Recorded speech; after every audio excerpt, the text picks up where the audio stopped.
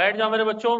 और आप लोगों को मैंने घर से जो है वो 8 सवाल दिए थे करने के लिए, और माशाल्लाह ग्रुप पे जो मैंने आप लोगों के अंदर कंफ्यूजन देखी तो मुझे अंदाजा हुआ कि यार सीधी चीज का भी कैसे सत्यानाश किया जाता है। सीधे सीधे सवालों में भी चलो कोई मसला नहीं, आप लोग का पहला एक्सपीरियंस है अकाउंटिंग पढ़ने का, गलतियां करोगे तुम लोग सीखोगे चीजों को, कोई इशू वाली बात नहीं है।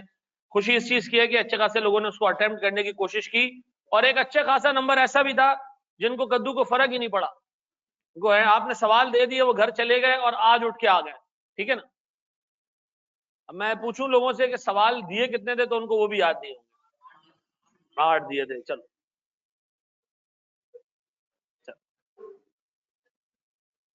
सर डन, अल्हम्दुलिल्लाह होमवर्क डन, मैंने कर लिए 8 सवाल। चलो जी चलो गुड है भाई, अगर किसी ने कर लिए तो बहुत अच्छी बात है, जिसने नहीं किए हैं उससे अच्छी बात है। अच्छा जी सुनो, 2-3 चीजें जो मैं डिस्कस करूंगा और उसके बाद हम जो है वो थोड़ा सा आगे बढ़ जाएंगे चीजों में। जी मेरे बच्चे, स्क्रीन नहीं आ रही यार, उसको बुला लोगे जरा यार। क्वेश्चन 3 में कंफ्यूजन थी, अभी कर लेते। बैठ जाओ मेरे बच्चों। अच्छा ये 8 सवालों में से ना हम कुछ 4-5 सवाल अभी क्लास में कर लेते हैं जिसमें आप लोगों को इशू रहा होगा, उसमें कंफ्यूजन रही होगी। ठीक है, हो गए थे 22 तक कर लिए, बेहतरीन भाई। क्वेश्चन 6 में इशू है, चलो कर लेते हैं भाई, कर लेते हैं, रुक जाओ। चलो जी sir, in the meanwhile एक छोटा सा ना डॉक्यूमेंट है जो हमने देखना है। कहाँ डाउनलोड हुआ हो?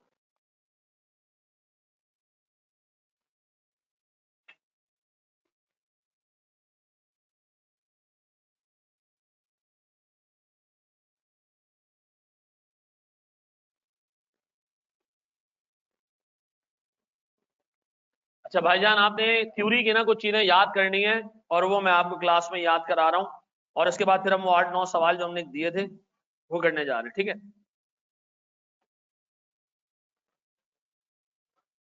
सर, एक क्वेश्चन है, अगर हम 3 की रजिस्ट्रेशन करवाएं और 2 पेपर जाके दें तो उससे आउटकम से आपके बाकी 2 पेपर पे कोई फर्क नहीं पड़ेगा।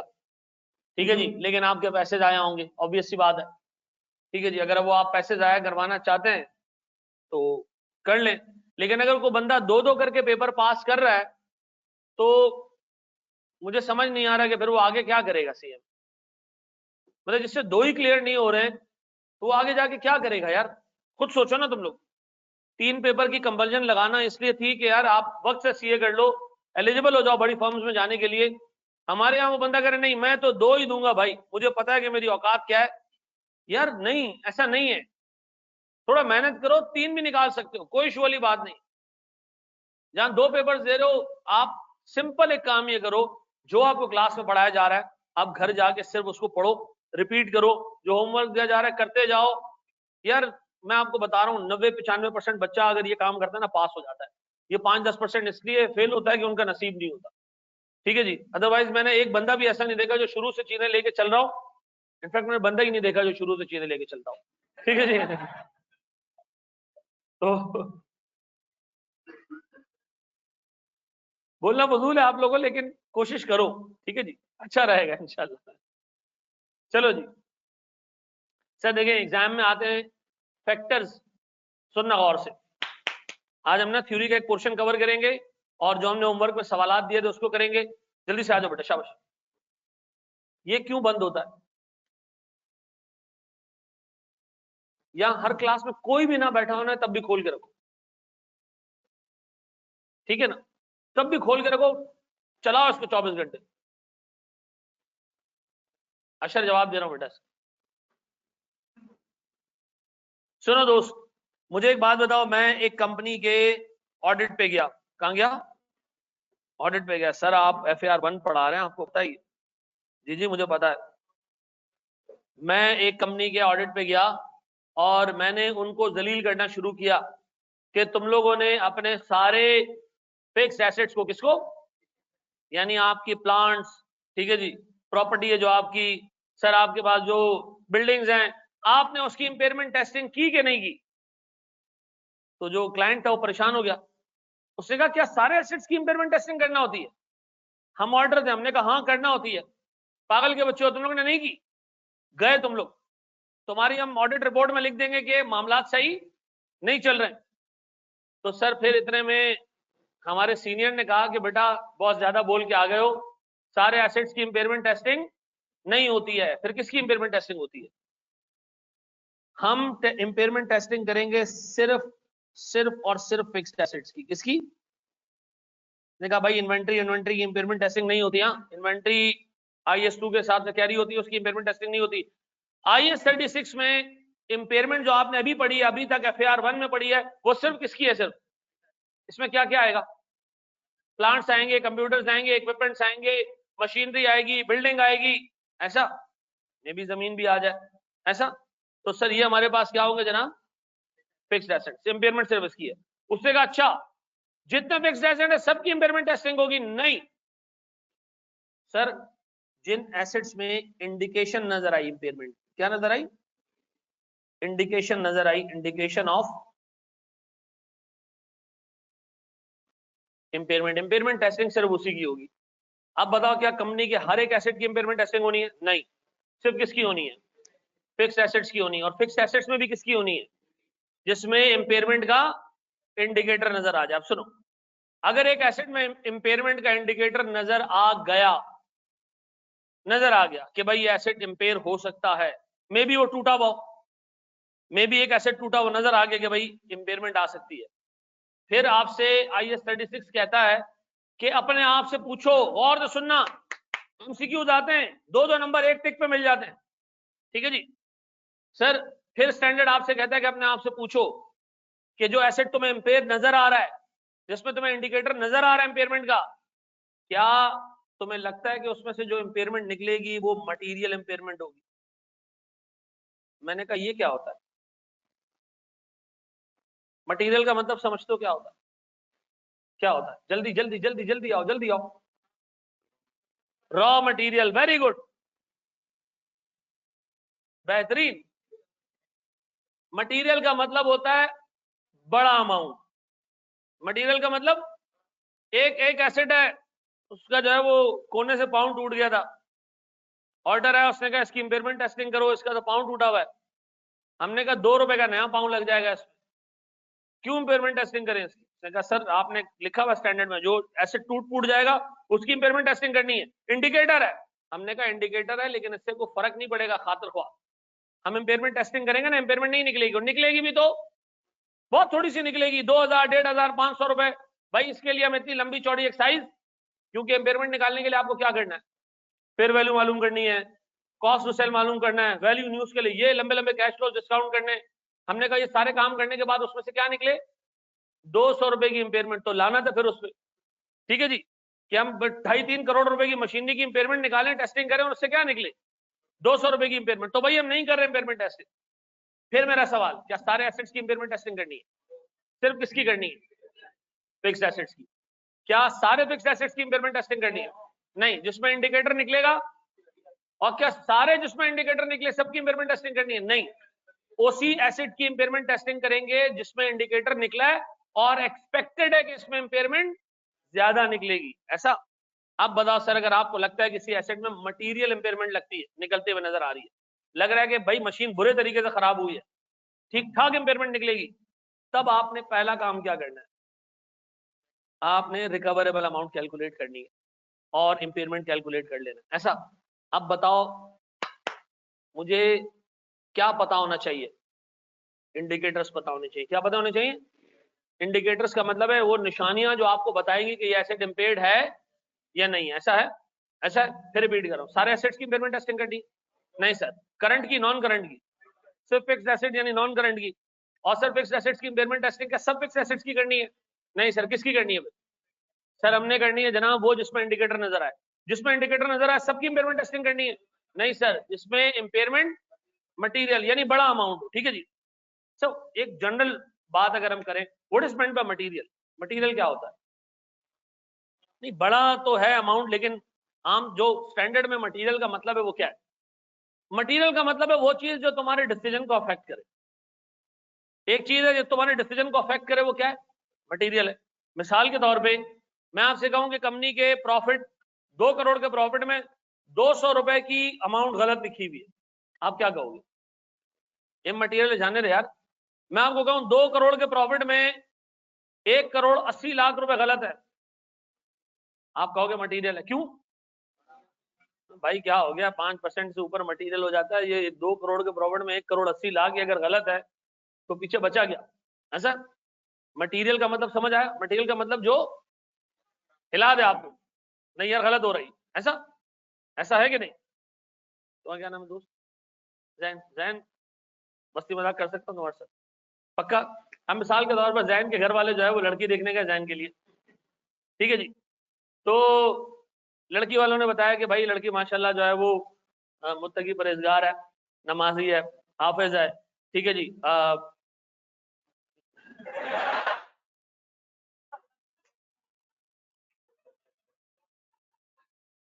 इन्ना ले लाए वही नहीं ले रहा।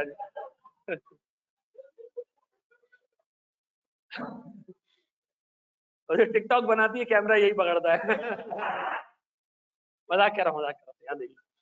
तो अब जो है ना वो ने कहा भाई माशाल्लाह मुत्तकी परहेजगार बच्ची है और कुरान आप हिफ्ज किया हुआ है, जॉब भी करती है, 30-35 हजार रुपए जो है वो रीजनेबल सैलरी भी कमा लेती है।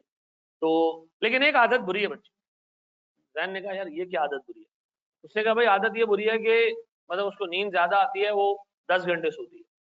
अब इसने कहा यार नॉर्मल मैटर है, कोई मसले वाली बात नहीं है, मैं खुद 11 घंटे सोता हूँ, कोई टेंशन नहीं, ये मटीरियल बात है। लेकिन अगर जैन की घर वालों को ये पता चले कि लड़की जो है वो हार्वर्ड से पढ़कर आ रही है, 10-12 लाख रुपए महीने के छापती है, ठीक है जी, हाँ बस एक बुरी आदत है, चर्स पीती है। हाँ? अब ये मटेरियल नहीं भाई, नहीं ना। जैन बोले नहीं यही चाहिए। ऐसा है कि नहीं? हमने घर में ना अभी रिसेंटली एक मेड रखी, तो मैं शीशा बना रहा था, तो उसने कहा कि भाई मैं आपको बना के दे दूं। मैंने कहा शीशा तो बनाने आता है? मैंने कहा बिल्कुल। उसने मुझे शीशा बनाना सिखाया। उसने फ्लेवर लिया, कपड़े में लपेट के निचोड़ा उसको, फ्लेवर निकाला, उसको जिस तरह सजाया उसने। मैंने कहते हैं एक्सपीरियंस।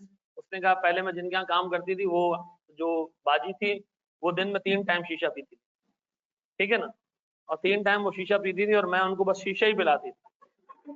मैंने कहा यार काम की बंदी मिल गई भाई। अच्छा जी, बिल्कुल बिल्कुल नेचर ऑफ पर्सन पे डिपेंड करता है, बिल्कुल हर किसी के व्यू पॉइंट से मटेरियलिटी अलग अलग होती है, बिल्कुल सही कह रहे हो। अच्छा जी सुनो, तो हमने क्या डिस्कस किया? सारे एसेट्स की इंपेयरमेंट टेस्टिंग नहीं करनी, सिर्फ फिक्स्ड एसेट्स की करनी है, उसकी करनी है जिसमें इंडिकेटर ऑफ इंपेयरमेंट है।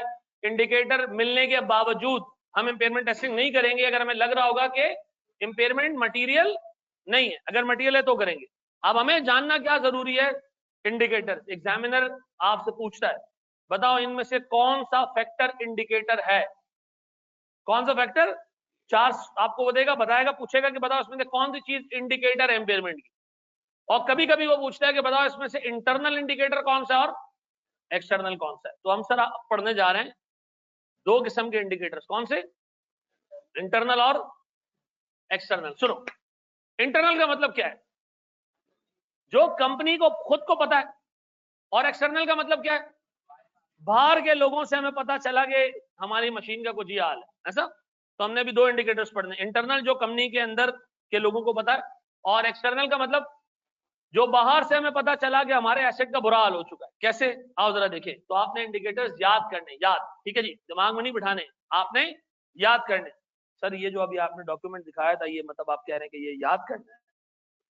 मतलब आप ये कह रहे हैं कि याद करना? नहीं, मैं बिल्कुल नहीं कह रहा। ये मैं कह रहा हूँ ये जो फैक्टर्स है ना, इधर गया भाई,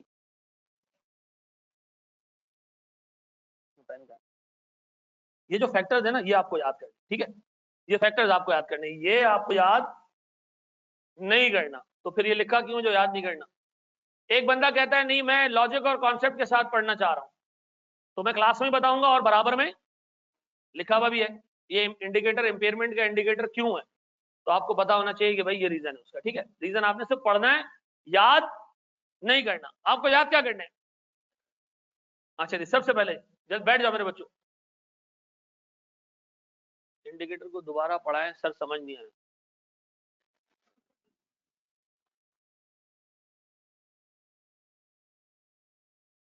ये वाला मुझे भी बताओ यार, यकीन करो मैं बहुत मैंने नशे किए हैं, लेकिन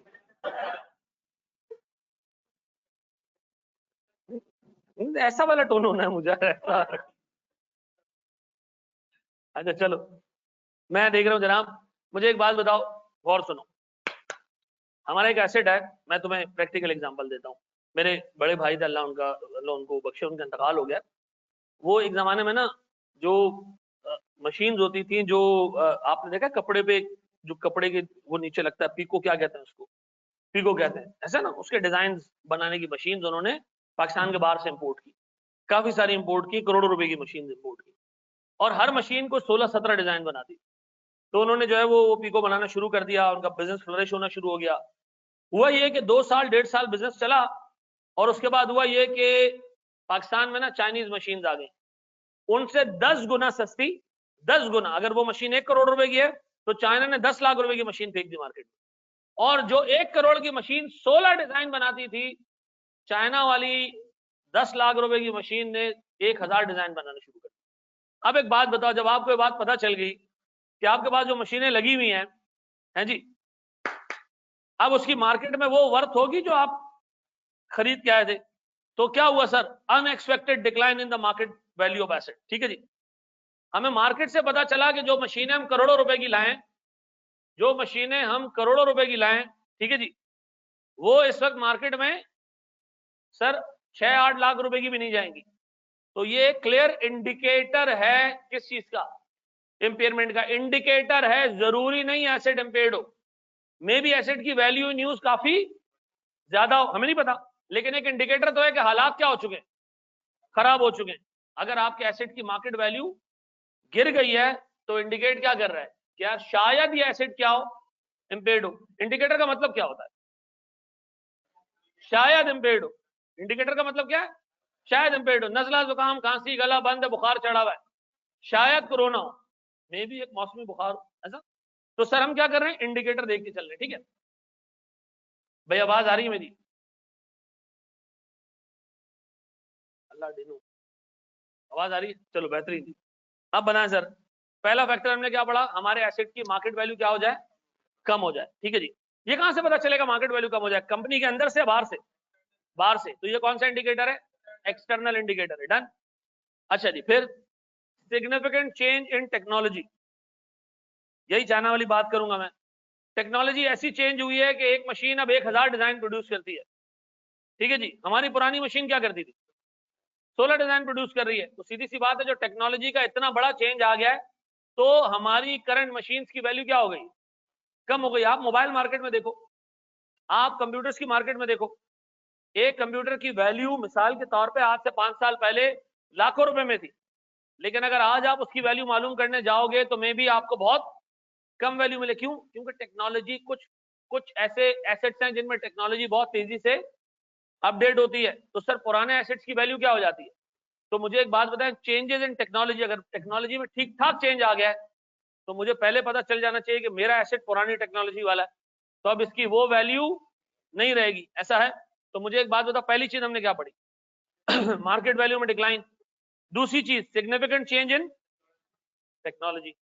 तीसरी चीज सर इकोनॉमिक फैक्टर्स। और जो सुनना, मेरे पास जो मशीन है, मेरे पास जो मशीन है, मिसाल के तौर पर वो शैम्पू प्रोड्यूस कर रही है, हम शैम्पू बनाते हैं प्लांट से। ठीक है जी, मुल्क में हालात बहुत खराब हो गए, मुल्क में हालात बहुत खराब हो गए, लोगों की खरीदने की ताकत कम होती जा रही है। हम जो शैम्पू बेचते हैं वो हाई एंड प्रोडक्ट है, हाई एंड प्रोडक्ट समझते हो, महंगा प्रोडक्ट है। ठीक है जी, बहुत सारे एडिटिव्स उसमें हम मिलाते हैं। ठीक है जी, और एक आम शैम्पू से डिफरेंट है, वो अलग है भाई।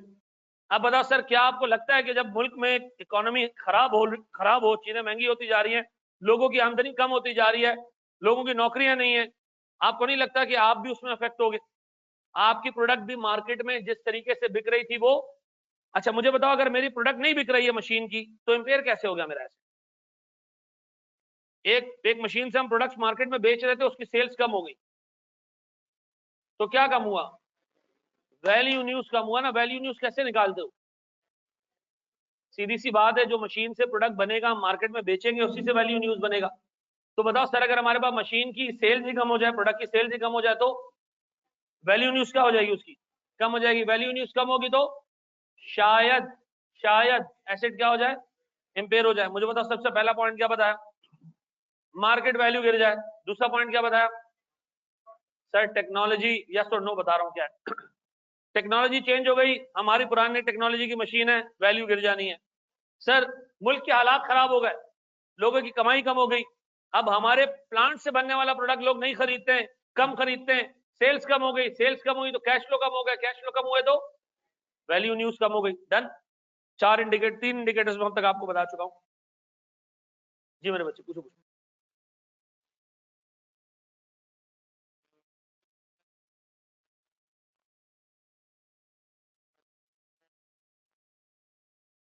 बड़े देखो, मैंने क्या कहा? मार्केट वैल्यू कम हो गई, ठीक है।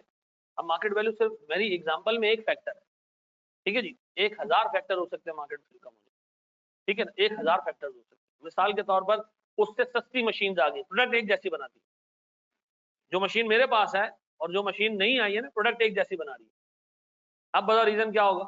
मेरा वैल्यू न्यूज चेंज नहीं होगा, लेकिन fair value less cost to sell change हो जाएगा, ठीक है। तो मैंने इसमें फैक्टर सिर्फ किसको रखा है?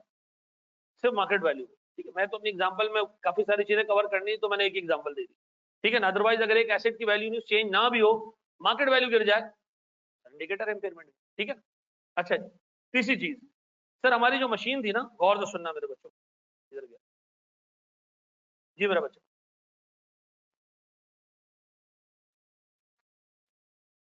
देखो, टेक्नोलॉजी चेंज होने से सिर्फ एसेट की वैल्यू नहीं गिरती, उससे बनने वाले प्रोडक्ट की सेल्स भी गिर जाती है, ठीक है ना। जो उससे प्रोडक्ट बन रहा है ना, उसकी सेल्स भी गिर जाती है। अच्छा, ये सारे फैक्टर्स क्या इंडिकेट कर रहे हैं? या तो हमारी फेयर वैल्यू गिरी है, या हमारा जो है वैल्यू न्यूज गिरा है। तो हम गलत बात तो नहीं कर रहे हैं। हम जो बात सोच रहे हो बिल्कुल सही सोच रहे हो। ऊपर वाले में आपने कहा मार्केट वैल्यू गिर गई, जनरल बात की। फिर आपने क्या कहा? टेक्नोलॉजी चेंज हो गई, मार्केट वैल्यू भी गिर सकती है, वैल्यू न्यूज भी चेंज हो सकती है। फिर दूसरा, लोगों की इनकम कम हो गई। इनकम कम हो गई तो सर सीधी सी बात है, वैल्यू न्यूज पे इफेक्ट आएगा। अब एक बंदा कह रहा है मार्केट वैल्यू में भी इफेक्ट आ सकता है। लोगों की जब परचेजिंग पावर कम होगी तो मशीन कम पैसों में बेचना पड़ेगी, ठीक है जी। तो हमने ये इंडिकेटर किस चीज के? इंपेयरमेंट के। आपने एग्जामिनर को ये नहीं बताना है कि इससे कम और ज्यादा क्या होगा। आपको ये बताना है कि ये इंडिकेटर अगर नजर आ गए तो इन वन वे और अनदर ये हमारे एसेट को इंपेयर कर सकते हैं, चाहे ये वैल्यू न्यूज को हिट करें या फेयर वैल्यू को हिट करें। इन आइदर वे आप ये चीज देखोगे, नोट करोगे कि इससे एसेट शायद इंपेयर हो जाए। अब बताएं सर, हम अपनी मशीन से बनाते हैं जबरदस्त किस्म की दारू, ठीक है जी। दारू बनाते हैं हम, सर इमरान खान का दौर चल रहा है, तो इमरान खान ने कहा भाई पियो दारू, ठीक है जी, कोई टेंशन नहीं। गौर सुनना, हमने फैक्ट्री लगा दी पूरी, हमने फैक्ट्री लगा दी, जब दारू बन रही है। हमने कहा लोगों की महंगाई तो कम नहीं हो रही, एटलीस्ट लोगों को सुन कर दो, ठीक है ना। पिला पिला के लोगों को सुन कर दो। हुआ ये, थोड़े टाइम बाद इमरान खान को अल्लाह ताला ने अकल दी, उसने कहा कानून चेंज, आइंदा के बाद मुल्क में कोई शराब ना बेचेगा ना पिएगा। इस मुल्क में शीशे पे पाबंदी है, लेकिन शराब खाने खुले हुए, और बाहर पुलिस वाला भी खड़ा होता है। आपने देखा है कभी? ये गली में आगे, गली में वाइन शॉप है आगे, झील पार्क के पास ना वाइन शॉप। आपको कैसे पता चला? आपके अब्बा को देखा था मैंने वहां। फजूल बात। अच्छा, उन्हें लाइसेंस मिला होता है, वेरी गुड सर। उन्हें मिला होता है लाइसेंस, लाइसेंस पे लिखा होता है कि ये आपने जो प्रोडक्ट है वो बेचने है सिर्फ नॉन मुस्लिम को। एक नॉन मुस्लिम वहां नहीं जाता, ठीक है ना, एक नॉन मुस्लिम वहां नहीं जाता, ठीक है जी। वहां आपको सारे मुसलमान नजर आएंगे, कोई टोनी के नाम से नजर आएगा, कोई धोनी के नाम से नजर आएगा, लेकिन होंगे सारे मुसलमान। अच्छा जी सर, हम बात कर रहे थे, तो सर जो ऐसी प्रोडक्ट बना रहे, बाद में लॉ तब्दील हो गया। लॉ ने कहा भाई नहीं, ये वाली प्रोडक्ट अब पाकिस्तान में नहीं बिकेगी, शीशा नहीं बिकेगा, शीशे का फ्लेवर। जो बंदो फैक्ट्री लगा के बैठे बेचारे, उनका क्या होगा? उनकी सारी मशीन्स की वैल्यू न्यूज क्या हो गई? कम हो गई। अच्छा, बाज़ों का सर होता ये कि हम प्रोडक्ट बना रहे हैं, हम पाकिस्तान से बाहर बेची जा रहे हैं, बेची जा रहे हैं, ठीक है जी। सर कोटा लग गया, सामने वाली कंट्री ने कहा कि भाई इससे ज्यादा हम अब नहीं एक्सेप्ट करेंगे, कोटा लग गया, लॉ पास हो गया जी कि हम पाकिस्तान से बाद में साल के तौर पर टेक्सटाइल प्रोडक्ट्स बेचते हैं। हमारे लिए तो वो एक्सपोर्ट है, जिस कंट्री में जा रही है उसके लिए क्या है, उस कंट्री ने बैन लगा दिया, लॉ चेंज हो गया, हमारी मशीन का क्या होगा, बेड़ा गर्क हो जाएगा, वैल्यू न्यूज क्या हो जाएगी। अब बताओ, मैंने तुम्हें 4 इंडिकेटर्स बता दिए, कौन कौन से। नंबर 1, एसिड की वैल्यू गिर जाए। नंबर 2, टेक्नोलॉजी में चेंज आ जाए। नंबर 3, इकोनॉमिक फैक्टर्स चेंज हो जाए। नंबर 4, सर हमारी लॉज एंड रेगुलेशन में तब्दीली आ जाए। सारे फैक्टर्स कहां के, एक्सटर्नल इंटरनल कोई नहीं है इसमें, ये सारी चीजें हमें कहां से पता चल रही हैं। लॉ तब्दील हो गया, हमने कंपनी में बना के तब्दील किया नहीं। लोगों की इनकम गिर गई, हमने कंपनी में कुछ किया नहीं। टेक्नोलॉजी चेंज हो गई, सर बाहर से सारी चीजें हो रही है। मार्केट वैल्यू गिर गई, बाहर चेंज हुआ है, हमारी कंपनी में कोई ऐसा काम नहीं। अच्छा फिर आगे आगे आगे आगे, sir increase in interest rate. कोई बंदा मुझे ये बता देना, मैं मान जाऊंगा क्लास में कि उस बच्चे को वाकई स्टैंडर्ड समझ आए। इंक्रीज इंटरेस्ट रेट बढ़ जाने से हमारे एसेट्स में इंपेयरमेंट कैसे आती है। Very good. और एक बच्चा और जी, कॉस्ट बढ़ जाएगी नहीं, फेयर वैल्यू नहीं, हो गया तुम्हारा पॉइंट आ गया मेरे पास। नहीं नहीं नहीं नहीं नहीं, no rocket. Very good sir, Azad चाय वाला। तो इंसान के बच्चे बनो यार, नाम तो सही रखो यार। इधर एक बच्चे ने नाम रखा बीच में हरमोइन ग्रेंगर, मैं समझा नाम है। मैं उससे पूछा, मैंने कहा यार ये नाम है या कोई कैरेक्टर है, ये कोई तुमने तफरी की है। सर हरमोइन मेरा नाम है और मैं मेमन हूँ, ग्रेंगर हमारी जात होती है। मैंने मान भी लिया, ठीक है ना। बाद में पता चला हरामखोर ये कोई किसी कैरेक्टर का नाम है। ये नहीं करो यार। देखो सुनो, बहुत से 2-3 बच्चों ने बहुत अच्छा बताया। मुझे बताओ, जो वैल्यू न्यूज निकालते हो उसकी प्रेजेंट वैल्यू निकालते हो, प्रेजेंट वैल्यू निकालने के लिए जो रेट इस्तेमाल करते हो वो कौन सा रेट होता है। Sir discount rate, interest rate होता है असल में। ऐसा, अगर इंटरेस्ट रेट बढ़ जाएगा तो प्रेजेंट वैल्यू बढ़ जाएगी या कम हो जाएगी। सर इंटरेस्ट रेट से प्रेजेंट वैल्यू कैसे, यहाँ देगी। सर मुझे एक बात बताएं, एक मशीन 100 रुपए यहाँ देगी, 100 रुपए यहाँ देगी, बस इसकी प्रेजेंट वैल्यू निकालो 10% से, क्या आती है देखो, चेक करो। प्रेजेंट वैल्यू निकालनी है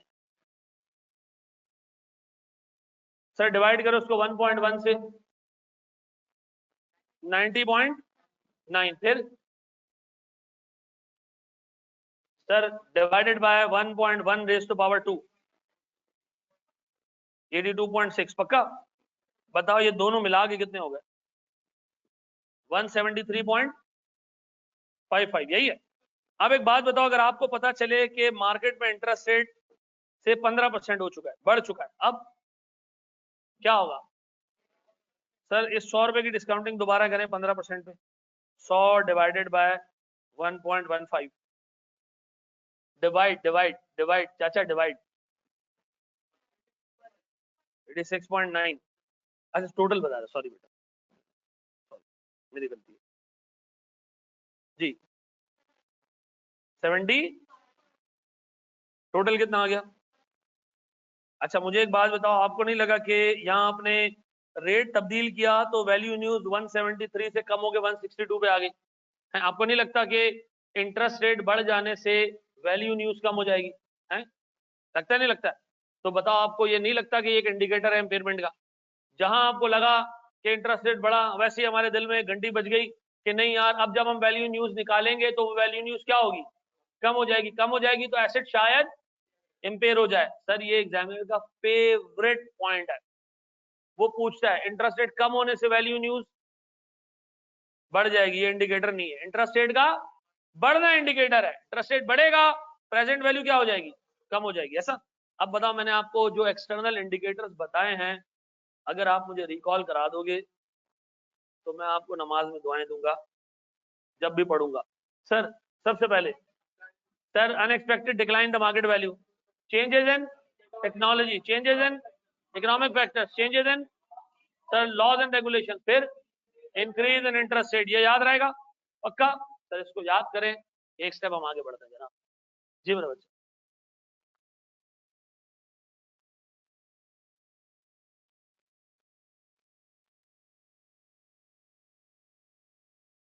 देखो सारी एक दूसरे पर डिपेंडेंट है, सीधी सी बात है, जो मशीन की सेल्स गिरेगी उसकी मार्केट वैल्यू भी गिर जाएगी।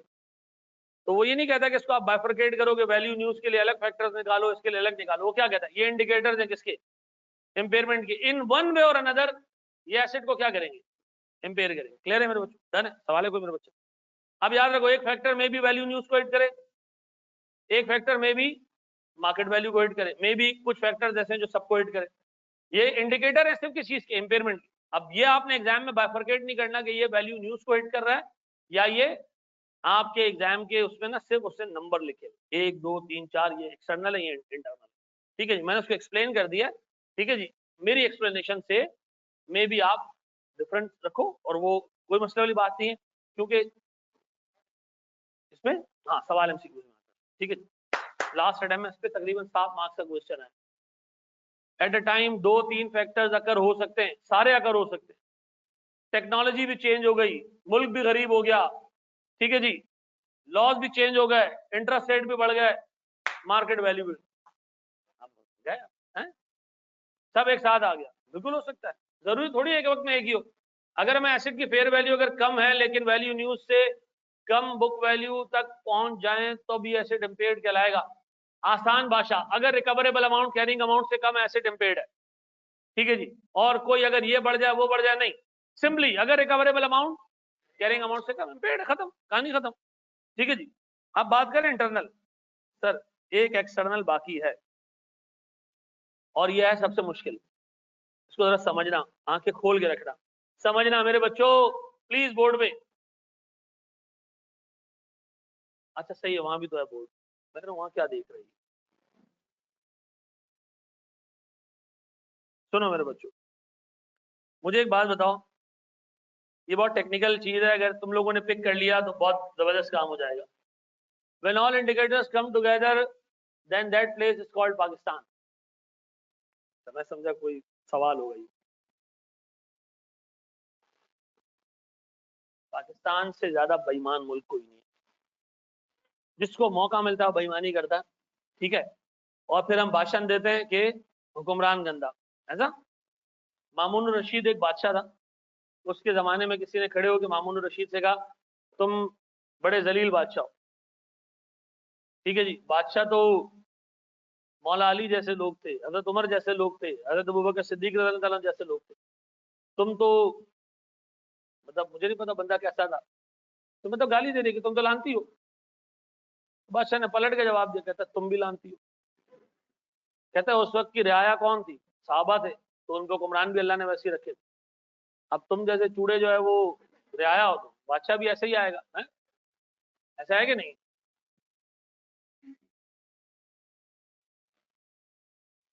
अच्छा जी, सुने जरा दोस्त, बुरा लग जाता है लोगों को यार। हाँ? चलो जी, एक छोटा सा, ये सर आपने जो अंडा बनाई है क्या, अज्यूम करो ये एक आईटी कंपनी है, नई नई कंपनी है, छोड़ो आईटी कंपनी छोड़ो, ये एआरटीटी है, ये एआरटीटी। ठीक है जी, एक बात बताओ, एआरटीटी में जो एसेट्स मौजूद हैं, ये कितने के एसेट्स होंगे सारे मिला जुला के, ये एसी कुर्सियां उर्सियां सब मिला के, ये हार्डली आपके पास कोई 30 से 40 लाख रुपए के एसेट्स होंगे, बहुत तीर मार लिया 50 लाख रुपए के एसेट्स होंगे। ठीक है जी, गौर सुनना, क्या कह रहे हैं, चोरी करके लाए, घर का दरवाजा बंद रखा कर बेटा। और मैंने आखिरी काम चोरी किया था, हुजूर। अच्छा देखो यार, उस्ताद के साथ नहीं करना, ठीक है ना। मैंने यकीन करो बहुत कम कर दिया, मैं डायरेक्ट जवाब देना, लोग नाराज हो जाते हैं। लेकिन कब, चलो खैर, सॉरी मेरी, ठीक है, चोरी क्या किया था, एक दफा मैं बहुत स्किनी था, मैं मतलब दुबला पतला था। जब मैं क्वालिफाई किया था तो उस वक्त पढ़ाना शुरू कर दिया था क्वालिफिकेशन से पहले। तो मैं एक वो एनुअल डिनर था, उसमें मुझे उन्होंने एक अवार्ड दिया, तो मैं लेने जा रहा था, तो एक ने कहा भाई जेब में सिक्के रख ले उड़ जाएगा। मैंने कहा बेटा घर की खिड़की बंद करके आना, मैं सीधा तेरे घर जाऊंगा। ठीक है, उसके बाद से लोगों को पता चल गया कि यार इसके साथ नहीं। ठीक है, तो आपसे मैं रिक्वेस्ट करूंगा। अच्छा जी, एआरटीटी एक कॉलेज है हमारा, ठीक है। अब एआरटीटी में जो एसेट्स पड़े हुए हैं, जैसे इस बच्चे ने बताया कि टोटल 30 लाख रुपए के, ठीक है जी। अब एक बंदा सर वो खरीदना चाह रहे हैं आरटीडी, और सुनना, उसने कहा भाई ये आरटीडी के एसेट्स की बुक वैल्यू है, क्या बुक वैल्यू 30 लाख रुपए के टोटल एसेट्स हैं, हम ये कॉलेज खरीदना चाह रहे हैं। तो मैं और तारिक साहब देख रहे थे उसको, हमने कहा ठीक है, क्या दाम लगा रहे हो? उसने कहा 30 लाख है ना, मैं तुम्हें दे रहा हूँ 36 लाख, 3-3 लाख तुम लोग दोनों आपस में बांट लो, ठीक है, प्रॉफिट हो गया, 36 लाख रुपए दे दो। मैंने कहा नहीं यार, आप गलत सोच रहे हो। मैंने कहा नहीं, ये गलत सोच रहे हो, आपको ये कॉलेज जो है ना वो 36 करोड़ में भी सस्ता पड़ेगा। हमने ऐसी छोड़ दी हवा में, ठीक है। सुनो, हमने कहा भाई आप जो कीमत लगा रहे हो ना, ये इन एसेट्स के जो पड़े हुए, हम अपनी फैकल्टी लेके जब यहाँ से निकल जाएंगे ना, तो इस बिल्डिंग की वैल्यू 36 भी ज्यादा है, इस जगह की और एसेट की वैल्यू 36 भी ज्यादा है, 20 लाख रुपए में दे दे। वैल्यू इस चीज की नहीं है, वैल्यू किस चीज की है? हमारे बिजनेस की वैल्यू है, काम करने के तरीके की वैल्यू है, वो पढ़ाने की वैल्यू है, लोगों की वैल्यू है, वो हमारी बैलेंस शीट पे नहीं आते हैं। हमारी एआरटीटी के बैलेंस शीट पे ना अहमद रजा ना तारिक तो नहीं हो, बंदे बैलेंस शीट के ऊपर नहीं आते, लेकिन काम तो बंदे ही करते हैं।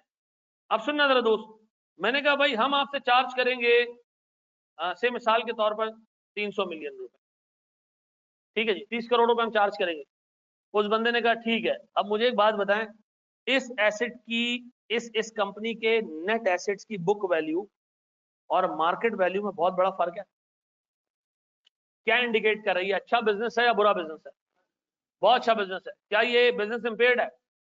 नहीं सर, क्या हो गया है? बुक वैल्यू के अगेंस्ट मार्केट में लोग 300 मिलियन रुपए देने को तैयार है, ठीक है जी। अब अज्यूम करो हालात बहुत बुरे होते, अल्लाह ना करे, मामलात बहुत बुरे होते, इधर सिर्फ पहली रो में स्टूडेंट बैठे होते, ठीक है जी, और एक बंदा आता है कह रहा है यार हम आप पे एहसान कर रहे हैं, बिजनेस खरीदना चाह रहे हैं। हमने कहा खरीदो खरीदो, हमसे किराए भी मैनेज नहीं हो रहे। उसने कहा मैं इस बिजनेस के 20 लाख रुपए दूंगा। अब बताओ सर, इस बिजनेस की मार्केट वैल्यू इसकी बुक वैल्यू से क्या है? क्या मैं पूरे बिजनेस की बात कर रहा हूं, एक एसेट की बात नहीं कर रहा हूं, पूरे के पूरे बिजनेस की बात कर रहा हूं। अब बताओ सर क्या नजर आ रहा है, इस कंपनी में जितने भी एसेट्स मौजूद हैं, कोई एक नहीं, जितने भी मौजूद हैं वो सब के सब क्या हो चुके हैं? इंपेयर्ड हो चुके हैं। इसका मतलब इंपेयरमेंट का एक इंडिकेटर क्या है कि कंपनी के अंदर मौजूद सारे एसेट्स की बुक वैल्यू ज्यादा हो, मार्केट वैल्यू कम हो जाए, पूरे बिजनेस की, हाँ पूरे बिजनेस की वैल्यू कम हो जाए और बुक वैल्यू क्या हो?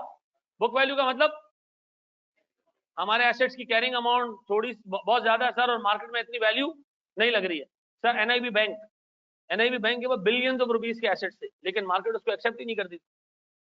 मार्केट में उसकी वैल्यू कोड़ी के दाम थे सर। एक शेयर उसका 80 पैसे में मिल रहा था, 10 रुपए की वैल्यू का शेयर कितने में मिल रहा था? 80 पैसे में मिल रहा था, एज लो एज 30 पैसे तक चला गया था। अब मुझे एक बात बताएं सर, कोई पूछेगा एनआईबी के अंदर जितने एसेट्स मौजूद हैं क्या वो इंपेयर्ड है? मैं कहूंगा हाँ शायद इंपेयर्ड है। क्यों? मार्केट वैल्यू उसकी 2% की नहीं है, भले अंदर कुछ भी पड़ा। अब बताओ सर, व्हाट इफ के एक सर्विस इंडस्ट्री को देखें, उसके पास एसेट्स कम होते हैं लेकिन उसकी मार्केट वैल्यू ठीक ठाक, क्या इंडिकेट कर रहा है? क्या इंपेयरमेंट है? नहीं। अब पढ़ो जरा चौथे पॉइंट को, the company's net assets have a higher carrying amount than the company's market capitalization. Urdu जुबान में कंपनी की मार्केट वैल्यू क्या है जनाब? कम है, और कंपनी के एसेट्स की कैरिंग अमाउंट तो इंडिकेट कर रहा है कोई एक नहीं, ऑलमोस्ट सारे के सारे एसेट्स क्या है? इंपेयर्ड है। ये बात समझ आती है? अब बताओ, मैंने तुम्हें जो 5 इंडिकेटर्स बताए, 5 या 6 बताए, पहला मार्केट वैल्यू कम हो जाए किसी एक एसेट की, इंडिकेटर है कि उस एसेट में इंपेयरमेंट है। टेक्नोलॉजी चेंज हो जाए, इकोनॉमिक फैक्टर्स चेंज हो जाए, सर हमारे पास जो है वो लॉज एंड रेगुलेशन चेंज हो जाए, इंटरेस्ट रेट बढ़ जाए, या पूरी की पूरी कंपनी के एसेट्स की बुक वैल्यू ज्यादा हो और मार्केट वैल्यू कम हो जाए। ऐसा याद रहेगा? ये कॉपी करने सर, कॉपी करने के लिए ऊपर से दिखा दूं?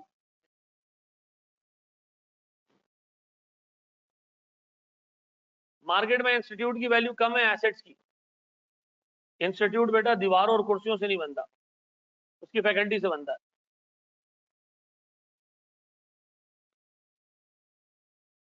कुछ कॉलेजेस में स्विमिंग पूल भी है, बच्चे नहीं है। मजाक करता हूँ, मेरे को दिल पे नहीं ले लेना, ठीक है।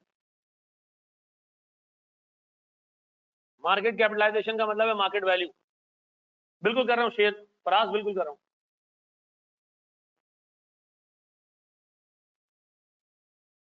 देखो इंक्रीज इन इंटरेस्ट रेट मैंने अभी बताया रिमशा के इंक्रीज इन इंटरेस्ट रेट से प्रेजेंट वैल्यू कम हो जाती है वैल्यू न्यूज की। डन जी।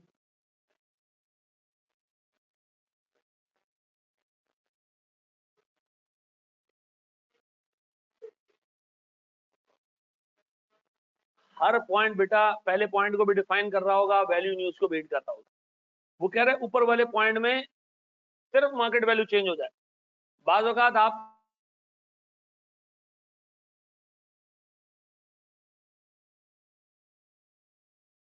एसेट दूसरा ऑल्टरनेटिव एसेट आता है, वो सेम कैश फ्लो जनरेट करेगा, लेकिन उसकी वैल्यू क्या होगी, एसेट की भी वैल्यू गिर जाएगी।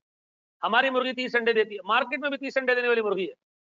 हमारी मुर्गी 500 रुपए की, मार्केट में 200 रुपए मिल रही है। तो अब मैं अगर ये मुर्गी जाके बेचूंगा, ये भी 30 अंडे देती है, लेकिन मार्केट वैल्यू गिर गई है। ठीक है जी, लॉज एंड रेगुलेशंस का पॉइंट दिखा दें। अच्छा, ये आपने बराबर वाली चीज लिखनी नहीं है भाई, सिर्फ आपने ये वाले इसको लिखना है, ये ना बराबर वाला लिखना शुरू कर दो पूरा पूरा। मैंने आपको पहले ही बताया, दूसरा तीसरा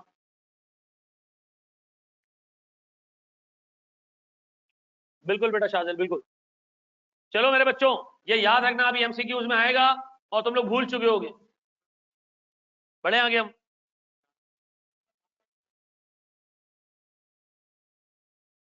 ये यस और नो क्या लिखा है, छोड़ दो उसको, नहीं कोई रीजन नहीं, सिर्फ आपने इंडिकेटर लिखना है बेटा। फाइनल में ना ये पूरा एंड आउट ध्यान में रख के जाना है।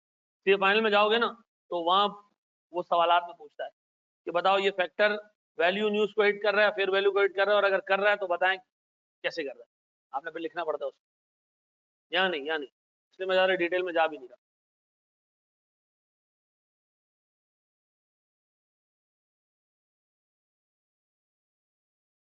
सर अगर बिजनेस की फेयर वैल्यू कम है तो एसेट सेपरेटली सेल कर दें, इंपेयर क्यों कर रहे हैं? वेरी गुड सर, जब जिस बिजनेस की वैल्यू मार्केट में कम है, खुद सोचो, एक क्लियर इंडिकेटर है कि उस एसेट की उस कंपनी के बाकी के एसेट्स की वैल्यू क्या होगी। एक पूरी की पूरी कंपनी की मार्केट वैल्यू कम है, एक ऑयल रिफाइनरी है, नहीं चल रहा बिजनेस उसका, तो क्या होगा भाई? हमने अपने घर में ना जिम बनाना था, मैं कभी करता नहीं हूँ जिम, लेकिन ऐसे ही बनाना था शौक से, कमरा खाली था, हमने कहा जिम बना देते। सामान लेने गए, सामान लेते लेते दुकान में मैं रुका, मैंने काशिफ को फोन किया, मैंने कहा काशिफ यार मैं जिम का सामान ले रहा हूँ। उसने कहा नहीं खरीदे मार्केट से। मैंने कहा क्यों? उसने कहा कुछ जिम कोविड में बंद हो रहे हैं, सस्ते दामों आपको मिल जाएंगे, सस्ते दामों आपको सामान मिल जाएगा। वाकई ऐसा हुआ। अब मुझे एक बात बताओ, जो जिम है कमा रहा था अच्छे वक्तों में, बुरे वक्त आए तो क्या हुआ, कम हो गया। अब उसने पूरा पूरा जिम बेचने की कोशिश की, नहीं बिका, तो सामान आपको क्या लगता है कि महंगे दामों बिकेगा? कचरे दाम हो जाएगा वो भी। फोर्थ पॉइंट थोड़ा और बता दें, पूरा तो बता दिया, दोबारा बता दूं। मैंने ये बताया कि एक कंपनी की पूरी कंपनी की अगर मार्केट वैल्यू कम हो जाए तो उसमें मौजूद जितने भी एसेट्स हैं हम कंसिडर करेंगे, वो सारे के सारे क्या हो रहे हैं, बेर हो रहे हैं। ठीक है, क्या हम आगे बढ़े? और तो सुनो मेरे बच्चों, यहाँ देखो, अब हम बात करेंगे इंटरनल इंडिकेटर्स की, थोड़े से ही हैं। सुनो सुनो सुनो सुनो सुनो, internal indicator, evidence that the asset is damage, ये इंटरनल है।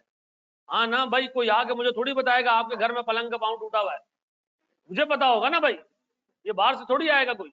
अब बताए एक एसेट फिजिकली इंपेयर्ड है, टूटा हुआ है, तो ये कौन सा इंडिकेटर है? तो घर वालों को पता है ना। ठीक है जी। अच्छा जी, दूसरा सर, अबैंडन्ड एसेट, ये क्या होता है?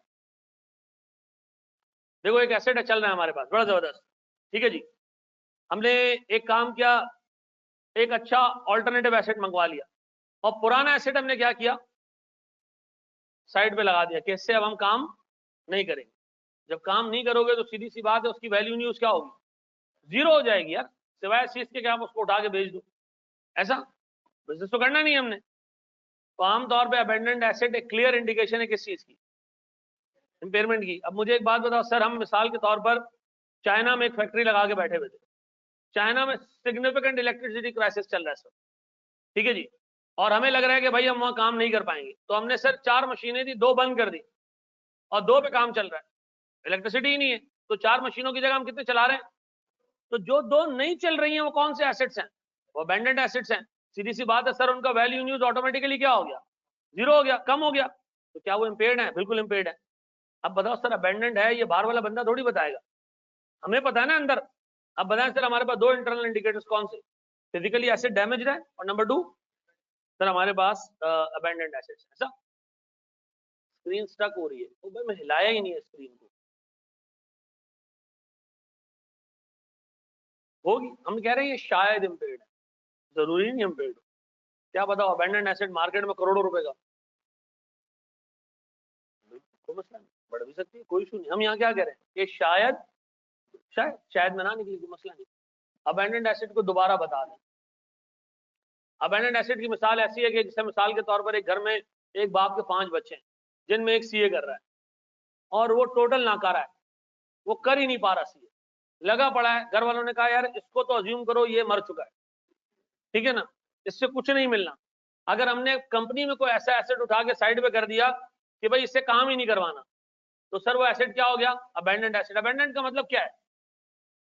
Evidence that asset is damage है, ये बता दें। इसमें बताने वाली क्या चीज है? एक एसेट है वो टूटा हुआ है, हमने कहा वो शायद इंपेयर्ड हो, ठीक है जी। ऐसा अब बता जी, plan to discontinue the department in which the asset is used. अब सुनो जरा दोस्त, अच्छे तरीके से एक चीज सुनना सर। हमारे एक दोस्त ने एक सैलून खोला, ये मैं तुम्हें प्रैक्टिकल बता रहा हूँ, ठीक है सर। आपके कितने दोस्त हैं? हाँ, सैलून खोला, आगे बताऊं क्या हुआ? अच्छा चलो यहाँ देख लो। उसने सैलून खोला और कुछ टाइम सैलून चलाया, उसके बाद उसने किसी ने आगे, किसी मौलाना साहब ने आगे उसको कहा ये जो मर्दों की शेव बनाना ना हराम है। उसने ठीक ठाक इन्वेस्टमेंट की भी थी, ठीक है जी। मेल सैलून अलग बनाया हुआ था और औरतों का सैलून अलग बनाया हुआ था। जब उसने सुना कि यार ये हराम है, इनकम हराम है इसकी, और वो अच्छी खासी इनकम कमा रहा था उससे, उसके बाद उसने एक पॉइंट पे सोचा कि नहीं यार मैं ये पूरा का पूरा सेटअप क्या कर रहा हूँ, बंद कर रहा हूँ, डिसकंटिन्यू कर रहा हूँ, बेच दूंगा, डिसकंटिन्यू कर दूंगा। अब उसके अंदर एक मशीन मौजूद है, बहुत सारी मशीन हैं, जितनी मशीन उसके अंदर मौजूद है टेक्निकली वो सारी की सारी क्या होनी चाहिए? इंपेयरमेंट के लिए टेस्ट होनी चाहिए, क्योंकि शायद वो इंपेयर हो गई, क्योंकि उनकी वैल्यू न्यूज क्या हो गई? जीरो हो गई। अब हमने सिर्फ चेक करना है इसकी फेयर वैल्यू इतनी है या नहीं, अदरवाइज हम उसको क्या ट्रीट करेंगे? इंपेयर ट्रीट करेंगे। ऐसा अब मुझे एक बात बताएं, अगर हमने प्लान कर लिया कि पूरा का पूरा डिपार्टमेंट ही बंद कर रहे हैं, तो उस डिपार्टमेंट में जितनी मशीन मौजूद हैं वो सारी क्या हो जाएंगी? नहीं, इंपेयर हो नहीं जाएंगी सर, शायद वो इंपेयर हो जाए, ठीक है जी, शायद इंपेयर हो जाए। ऐसा अब मुझे एक बात बताओ मेरे प्यारे बच्चों, बस दो और, एक एसेट की रिमेनिंग लाइफ कम रह गई। ये हो सकता है कि एक एसेट की रिमेनिंग, एक एसेट की लाइफ इनिशियली 5 साल थी, थोड़े से टाइम चलाने के बाद हमने सोचा नहीं यार 5 क्या, ये तो 3 भी निकाल ले तो बहुत बड़ी बात है, ठीक है जी। क्योंकि हमारी एक्सपेक्टेशन से ज्यादा जल्दी वो जो है वो टूट फूट का शिकार हो गई है, खराब होती जा रही है बार बार, हमें लग रहा है कि इसकी यूजफुल लाइफ पूरी नहीं हो पाएगी जो डे 1 पे सोची थी। तो ये इंडिकेटर है किस चीज का? पेमेंट का, कि भाई उसकी यूजफुल लाइफ कम हो गई, इंपेयर्ड है ये। हमने शुरू में कम डेप्रिसिएशन बुक किया है, हम सोच रहे थे कि एसेट 10 साल चलेगा, 2 साल चला लिया, डेप्रिसिएशन किसके हिसाब से बुक किया? 10 साल के हिसाब से। तीसरे साल पता चला कि हार्डली 5 साल चले। अब तो मतलब है ठीक ठाक इंपेयरमेंट बुक करना पड़ेगी, क्योंकि हमें नहीं लग रहा कि एसेट जो है वो 10 साल चले। 10 साल पे हम पहले वैल्यू न्यूज निकाल रहे थे, अब हमें कितने सालों में निकालनी है वैल्यू न्यूज? 5 सालों में। इनफैक्ट 2 साल गुजर भी चुके हैं उसमें से, तो जो रिमेनिंग 3 साल है उसमें अगर वैल्यू न्यूज निकालोगे तो क्या नजर आएगा? एसेट इंपेयर्ड है। ऐसा अब बताओ अगर मैं इंटरनल पूछूं दोबारा, जी एसेट फिजिकली डैमेज्ड है, ठीक है जी। नंबर 2 साइड पे रख दिया हमने, अबेंडन कर दिया, फिर पूरा का पूरा डिपार्टमेंट ही डिसकंटिन्यू करने का प्लान कर लिया है, तो जो एसेट उसके अंदर मौजूद है वो सारे इंपेयर हो जाएंगे। फिर सर हमें एक एसेट की एक्सपेक्टेड यूजफुल लाइफ अब कम नजर आ रही है, तो इंडिकेट ये कर रहा है कि भाई हमने पिछले सालों में डेप्रिसिएशन कम बुक किया है, कैरिंग अमाउंट बिला वजह ज्यादा है, ठीक है जी। और पिछले सालों में हमने वैल्यू न्यूज अगर कैलकुलेट भी कर 10 साल पे किया था, अब कितने सालों पे करना है? तो सीधी सी बात है वैल्यू न्यूज बढ़ जाएगा या कम हो जाएगा? कम हो जाएगा। तो मुझे क्या नजर आ रहा है? Asset impaired. आखिरी पॉइंट, अब देखो ये बड़ी खतरनाक बात है, समझ में आ जाए तो, evidence entities expected performance is worse than expected. सुनो, आपके घर वाले सोच रहे हैं आप चार्टर्ड अकाउंटेंट बनोगे, ये क्या है उनकी एक्सपेक्टेशन है। ठीक है जी, आपने अभी तक 3 अटेम्प्ट दे दिए आई कैप में और आपने कद्दू कुछ पास नहीं किया। अच्छा, आपके घर वाले सोच रहे थे आप अच्छा चलोगे, उनकी एक्सपेक्टेशन थी आप अच्छा चलोगे और क्वालिफाई कर जाओगे। आपकी करंट परफॉर्मेंस क्या बता रही है कि आपसे जो एक्सपेक्टेड था उससे वर्स्ट परफॉर्मेंस है आपकी। ऐसा, अब एक बात बताओ, आप एक एसेट लेकर आए हो, आपने सोचा मैं 6 साल इसको चलाऊंगा, बिलियंस ऑफ प्रोडक्ट्स इससे प्रोड्यूस करूंगा। ठीक है जी, सर 2 साल में आपको पता चला कि नहीं यार, इस एसेट में बार बार मसला आ जाता है, खराब हो जाता है, इसकी परफॉर्मेंस जो एक्सपेक्टेड परफॉर्मेंस थी उससे वर्स्ट है। तो क्या इंडिकेट कर रहा है कि इस एसेट में शायद इंपेयरमेंट मौजूद हो। देखो मैंने तुम्हें 10 या 11 पॉइंट्स समझाएं और ये तुम्हारे जहन में अब पक्के करा रहा हूँ, याद करा रहा हूँ। अब बताओ मुझे अगर तुमसे एक्सटर्नल पूछना हो, मार्केट वैल्यू गिर जाए, टेक्नोलॉजी, लॉ और इकोनॉमिक फैक्टर्स में चेंज आ जाए, इंटरेस्ट रेट बढ़ जाए, कंपनी की मार्केट वैल्यू पूरी की पूरी उसके एसेट्स की बुक वैल्यू से कम हो जाए, इंटरनल इंडिकेटर, एसेट टूट गया, साइड पे रख दिया, फिर पूरे का पूरा डिपार्टमेंट बंद करने का इरादा कर दिया, यूजफुल लाइफ कम हो गई, और आखिरी परफॉर्मेंस प्लान परफॉर्मेंस से कम है, एसेट जो है वो ऐसा जो डिसकंटिन्यू हो जा रहे हैं, भेज भी सकते हैं अगर ज्यादा। देखो मैं फिर एक बात बता दूं, ये सारे इंडिकेटर्स हैं, जरूरी नहीं है कि एसेट इंपेयर्ड हो, जरूरी नहीं है कि एसेट इंपेयर्ड हो। ऐसा, ये बात समझ आती है। एक बच्चा इधर आया, एडमिशन लेने आया सुबह, उसने देखा मैं चप्पल पहन के घूम रहा हूँ, उसने कहा कोई स्टाफ में नहीं है, मैं उसको देख रहा था, मैंने कहा पियन हूँ, मैंने कहा स्टाफ में आ जाएंगे लोग, घूमता रहा, फिर पता ही नहीं उसको। अब मुझे बताओ, थोड़ी देर बाद पता चला ये प्रिंसिपल है, वो सोच में पड़ गया कि इस जगह तो एडमिशन ही नहीं लेना, अगर ये प्रिंसिपल है तो इस जगह एडमिशन नहीं लेना। और वाकई उसने जो एक सवाल पूछना था ना 10 पूछ के गया, पता नहीं आए नहीं आए। तो लोगों का एक परसेप्शन होता है, ठीक है जी, कि भाई शायद ये जो नजर आ रहा है, अब बता इंडिकेटर भी क्या है, एक चीज नजर आ रही है कि शायद इम्पेयर्ड हो, जरूरी नहीं है कि वो इम्पेयर्ड हो। ठीक है जी, एक बंदा आपको बहुत अजीब सा नजर आ रहा है, लेकिन क्या पता वो कॉलेज का प्रिंसिपल हो, है? तो आपने किताब को उसके कवर से जज नहीं करना। इतना बड़ा सवाल, एक सवाल है कि बिल्डिंग जो 50 साल पहले परचेज की है वो वैल्यू पता नहीं, मैं मुझसे बिल्डिंग की वैल्यू पता 15 मिलियन, तो क्या सर मैं इस तरह से वैल्यू निकाल सकता हूँ 15 मल्टीप्लाई बाय 1 प्लस की पावर। यार साहिल, इस सवाल को क्लास के बाद मुझसे पूछ लो, क्योंकि इसका जवाब मैं देने बैठ गया तो लंबा हो जाएगा। कैमरा रुक गया है, हम आगे बढ़े, ये याद रहेगा इंडिकेटर। अब बताओ, ये मैं आपको अगर उसमें सॉफ्ट कॉपी में दे दूं तो याद कर लोगे? इसमें याद करने वाली चीज क्या है? फैक्टर्स है, वो तो मुझे भी पता फैक्टर्स है, कौन से वाले? ये लाइन वाले, वो लंबी चौड़ी। अच्छा, एक बच्चा कह रहा है यस और नो क्या था, ये यस और नो था, हेडिंग थी एक, इम्पैक्ट ऑन वैल्यू न्यूज और fair value less cost to sell. ठीक है जी, व्हाट्सएप पे जवाब दे दें, मैं दे दूंगा, करो तो सही तुम व्हाट्सएप।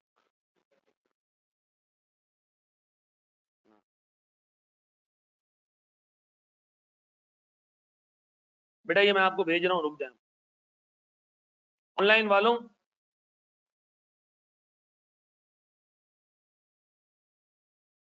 इंडिकेटर्स का हैंड आउट देखो तुम्हारे पास आ गया, अभी नहीं आया होगा, रुक जाओ, अब आ गया होगा, आ गया, अब आ गया, चलो जी, जी मेरा बच्चा। अच्छा देखो मेरी बात सुनो, मैनुअल में एक स्टैंडर्ड हमारे ना गले आ गया है, पहले आ गया, हमने कहा है कोर्स में, फिर उन्होंने कहा नहीं है कोर्स में, फिर उन्होंने जब तीसरा ड्राफ्ट डाला उसके अंदर दोबारा डाल दिया है, हमने कहा भाई किताब में कवर नहीं है, उन्होंने कहा हम किताब में कवर करा देंगे। ठीक है जी, तो हम सिर्फ इस वजह से रुके हुए हैं कि उस स्टैंडर्ड के क्वेश्चंस भी डाल दें। ठीक है जी, हमारा कोई डिनर ही करा दे, करा देते तुम लोग, डिनर करा देते। ठीक है, बड़े आगे हम सोचते क्या हो तुम लोग यार। अच्छा कहाँ गया वो सवाल? तो आ जाएगा। अच्छा देखो तुम लोग को सवालात मिलते जा रहे हैं, तुम लोग ये आकाश के साथ एक क्लास हो गई अभी होनी है? 4 घंटे की क्लास थी,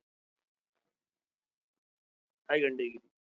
अच्छा, और काशिफ के साथ तुम लोग का बेसिक कॉन्सेप्ट का हिसाब किताब सही चल रहा है? कितने लोग बेसिक कॉन्सेप्ट की क्लास लेते हैं? 3-4 लोग बस। क्लास में तो 50 बैठे होते हैं। जी, कितने लोगों ने कल आकाश की क्लास नहीं ली? तो अगली अटेम्प्ट की क्लासेस का जल्दी ऐलान होगा, ठीक है ना? क्यों छुट्टी क्यों की है? नहीं, उसके बाद स्टेटमेंट रिवाइज हुई थी। चलो कोई मसला नहीं है, सारी क्लासेस रिकॉर्डेड है, टेंशन नहीं। आज घर जाके देख लेते, ठीक है जी। ये सारी चीज ARTT की बुक में होगा। हाँ होगा। IFRS 21 कोर्स में बेटा अभी तक आया ही नहीं है। IFRS सिर्फ 17 है।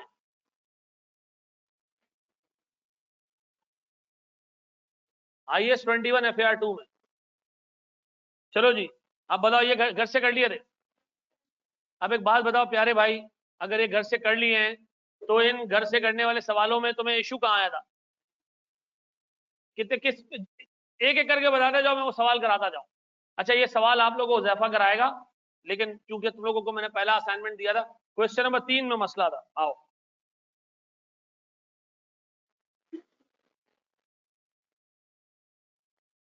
बोर्ड पे देख लो, बोर्ड पे देख लो, इसको मैं करा रहा हूँ, यहाँ देख लो मेरे प्यारे बच्चों। क्वेश्चन नंबर 3, बोर्ड का मतलब ये, यहाँ देख लो यार बस। सुनो, डेप्रिसिएशन में इशू था, कोई इशू नहीं। क्वेश्चन नंबर 6 भी करा देता हूँ, रुक जाओ। जिसको इशू है वो क्लास लीव कर दे। नहीं भाई नहीं, क्या हो गया, आगे भी पढ़ना हमने, तो भागने की तैयारी है।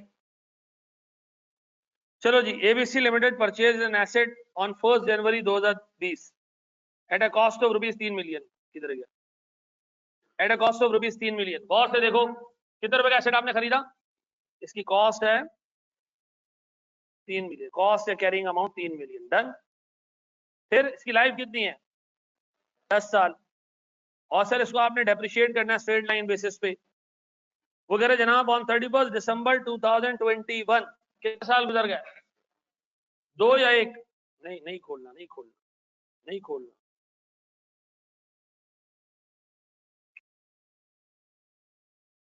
हाँ जी, कितने साल है? 10 साल। 2 साल गुजर चुके हैं, तो बता 2 साल का डेप्रिसिएशन। सर 2 साल का डेप्रिसिएशन है मेरे पास, 10 से डिवाइड करूं तो 3 लाख 1 साल का डेप्रिसिएशन, 3 लाख दूसरे साल का डेप्रिसिएशन। पक्का? कितना हो गया ये मुश्किल है, क्या आ रही? गौर से देखना, 24 लाख।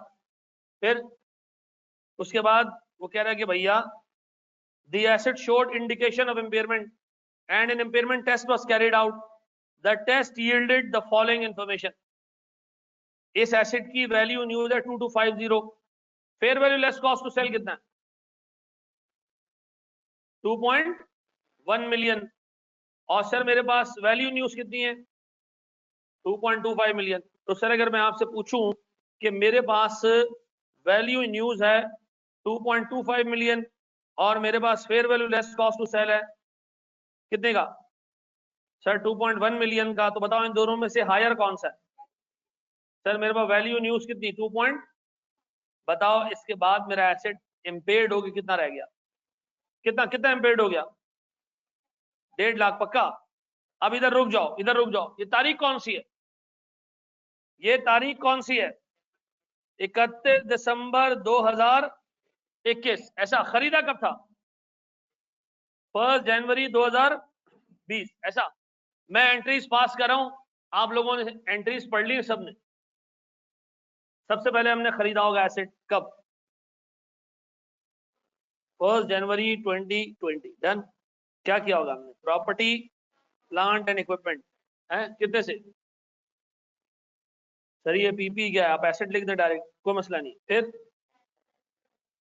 कितने से? जी मेरे बच्चों ये एंट्री समझ आ रही है? रुक जाओ बेटा, रुक जाओ, रुक जाओ। 6 से डिवाइड क्यों नहीं किया? सबका जवाब दे रहा हूं। एक बात बताओ, उसके बाद 31 दिसंबर 2020 प्लीज बोर्ड पे क्या चीज सर? मेरे पास डेप्रिसिएशन एक्सपेंस डेबिट कितने से, और आप पीपी को क्रेडिट कर दो, लेकिन हम लोग एक्यूमुलेटेड डिडक्शन करते हैं। आप पीपी को टिका दो, कोई टेंशन नहीं, निकालो उसको। फिर एक और एंट्री सेम 31 दिसंबर 2021 कितना, फर्दर 3 लाख डन। मेरे बच्चों फोकस फोकस। फिर पीपी ग्रेड कितने से। अब बताओ इन दो डेप्रिसिएशन को बुक करने के बाद 31 दिसंबर पे पहुंच जाने के बाद तुम्हें पता चला कि ये 24 लाख रुपए का एसेट असल में 22,50,000 का बचा है। ये बात कब पता चली? 31 दिसंबर 2000। तो भाई वहां तक पहले एसेट को डेप्रिशिएट कर दो। जिस डेट पे आप इंपेयरमेंट टेस्टिंग कर रहे हो वहां तक आपने एसेट को क्या करना है, डेप्रिशिएट करना है। किस डेट पे इंपेयरमेंट टेस्टिंग हो रही है? 31 दिसंबर 2021 पे। तो आपने इंपेयरमेंट बुक करने से पहले एसेट की कैरिंग अमाउंट को उस डेट पे लेके आना है। बताओ 31 दिसंबर 2021 तक आने के लिए मुझे उसको 2 बार डेप्रिशिएट करना पड़ेगा। पहली दफा डेप्रिशिएट मैंने कब किया उसको? 2020 पे। दूसरी दफा डेप्रिशिएट कब किया? अब बताओ 2021 पे 2 दफा डेप्रिशिएट करने के बाद इस एसेट की कैरिंग अमाउंट कितनी निकली? 24 लाख। ऐसा। और बताओ इसका रिकवरेबल अमाउंट कितना निकला? 2250,000,000। ये हमने कैलकुलेट किया 2250। अब बताओ सारी डेप्रिसिएशन 2 सालों की बुक करने के बाद भी हमें लग रहा है कि इस एसेट की मजीद वैल्यू को कम करना चाहिए। कितना? 1.5 लाख। तो मैंने सर 31 दिसंबर 2021 को ही एक और एंट्री पास की। वो क्या है? कितने से? 1.5 लाख रुपए से। और कितने से? अब बताओ मेरे बच्चों, मेरा एसेट रिड्यूस होते होते कितने पे आ गया? 22,50,000,000। अब बताओ इस सवाल में एक और चीज लिखी हुई है कि ड्यू टू इंपेयरमेंट तोड़फोड़ हुई होगी एसेट के अंदर। इसकी वजह से अब एसेट की मजीद लाइफ अगले 6 साल है सिर्फ। वैसे अगले कितने साल एसेट ने चलना था? 8 साल। ये पता कब चला तुम्हें? ये कब पता चला कि एसेट की लाइफ 6 साल रह गई है? 31 दिसंबर 2021 पे। तो बताओ ये वाला फैक्टर आगे से अप्लाई करोगे या पीछे वाली डेफिनेशन भी चेंज कर दो? आगे से अप्लाई करूंगा ना भाई। इससे पहले तो एसेट हमें 10 साल का लग रहा था। 31 दिसंबर पे सारे काम करने के बाद, सारी कार्यस्तानियां करने के बाद अब हमें लग रहा है कि एसेट कितने साल चलेगा। अब बताओ सर मेरे पास जो एसेट का रिमेनिंग अमाउंट रह गया है वो कितना है? रिमेनिंग अमाउंट कितना रह गया? 2.5। एक सेकंड। Hello hello.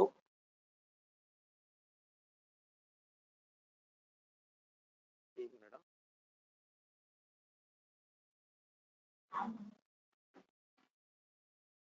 हाँ जी, मुझे बताओ सर हम इस वक्त किस पॉइंट पे खड़े हुए? हम इस वक्त किस पॉइंट पे खड़े हुए? 31 दिसंबर 2021 पे यही आगे एम्पेयर हुआ एसेट, और वो कह रहा है आगे से इसकी लाइफ 6 साल होगी। अब बताओ मेरे पास अगले सालों में एसेट कितने का रह गया है? एसेट का कैरिंग अमाउंट अब कितने का रह गया? 2250,000,000।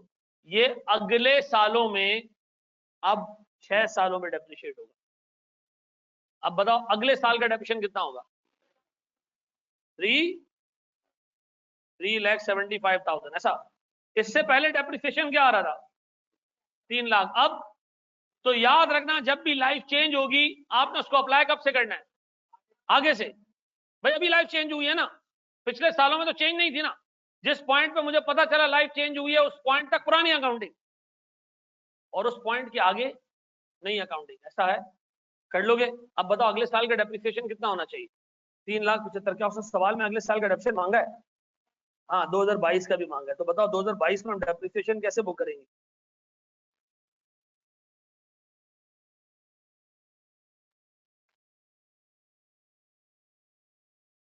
कितने से? और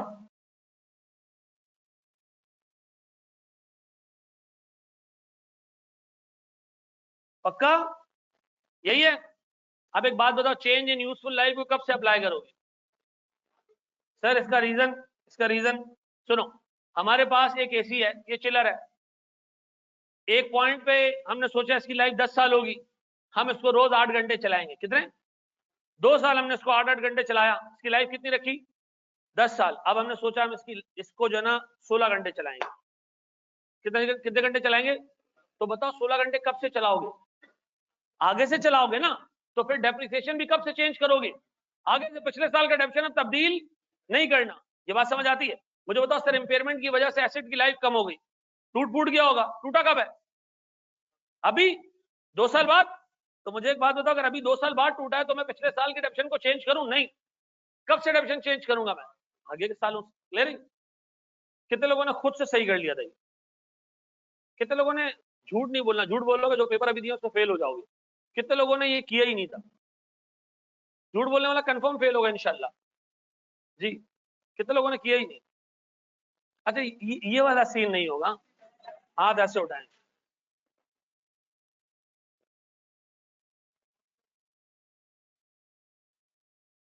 हाँ, हैंड आउट नहीं मिला था। हैंड आउट कहाँ चाहिए? ग्रुप पे तो दे दिया हमने।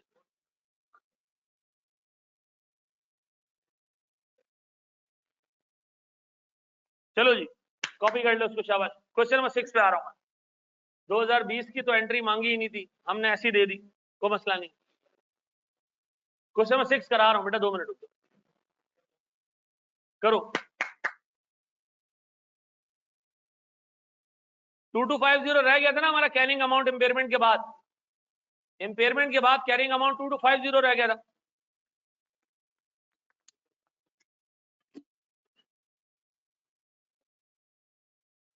कम कर दो या बंद कर दो?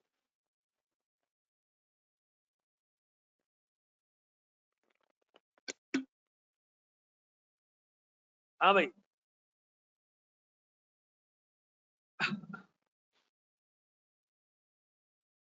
इतना सीरियस क्यों है भाई तू?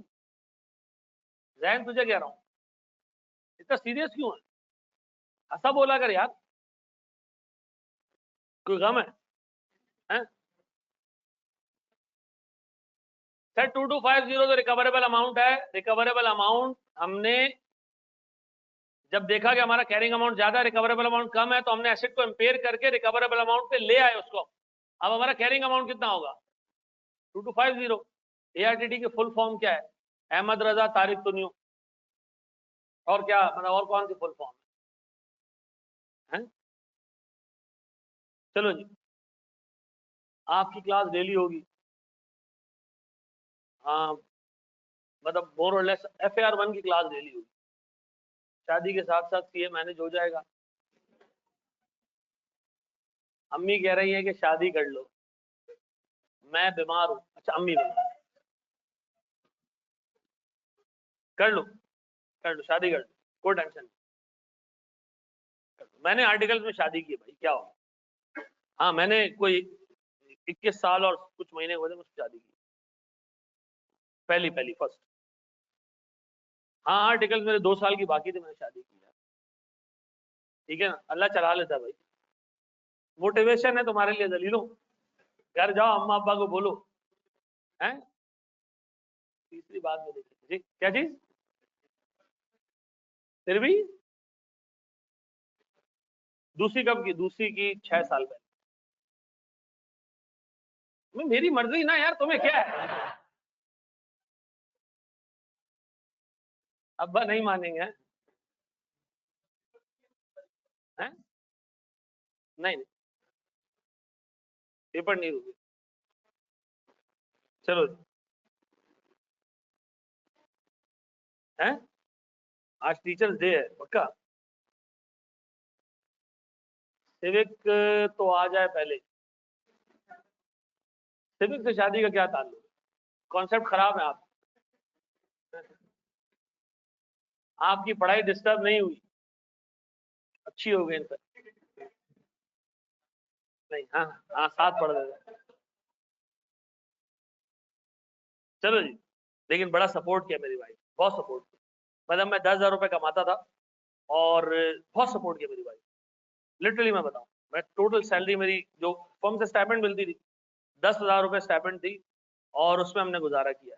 और हमारी जिंदगी में ऐसा भी दिन आया, मुझे दिन याद है अभी भी, 26 नवंबर 2007, ये वो डेट थी कि जिसमें मेरी जेब में सिर्फ 8 रुपए पड़े हुए थे, और सुबह मैं उठा तो मेरे पास सिर्फ 8 रुपए जेब में थे, और हमारी जो स्टाइपेंड आती थी वो आती थी 5-6 तारीख को।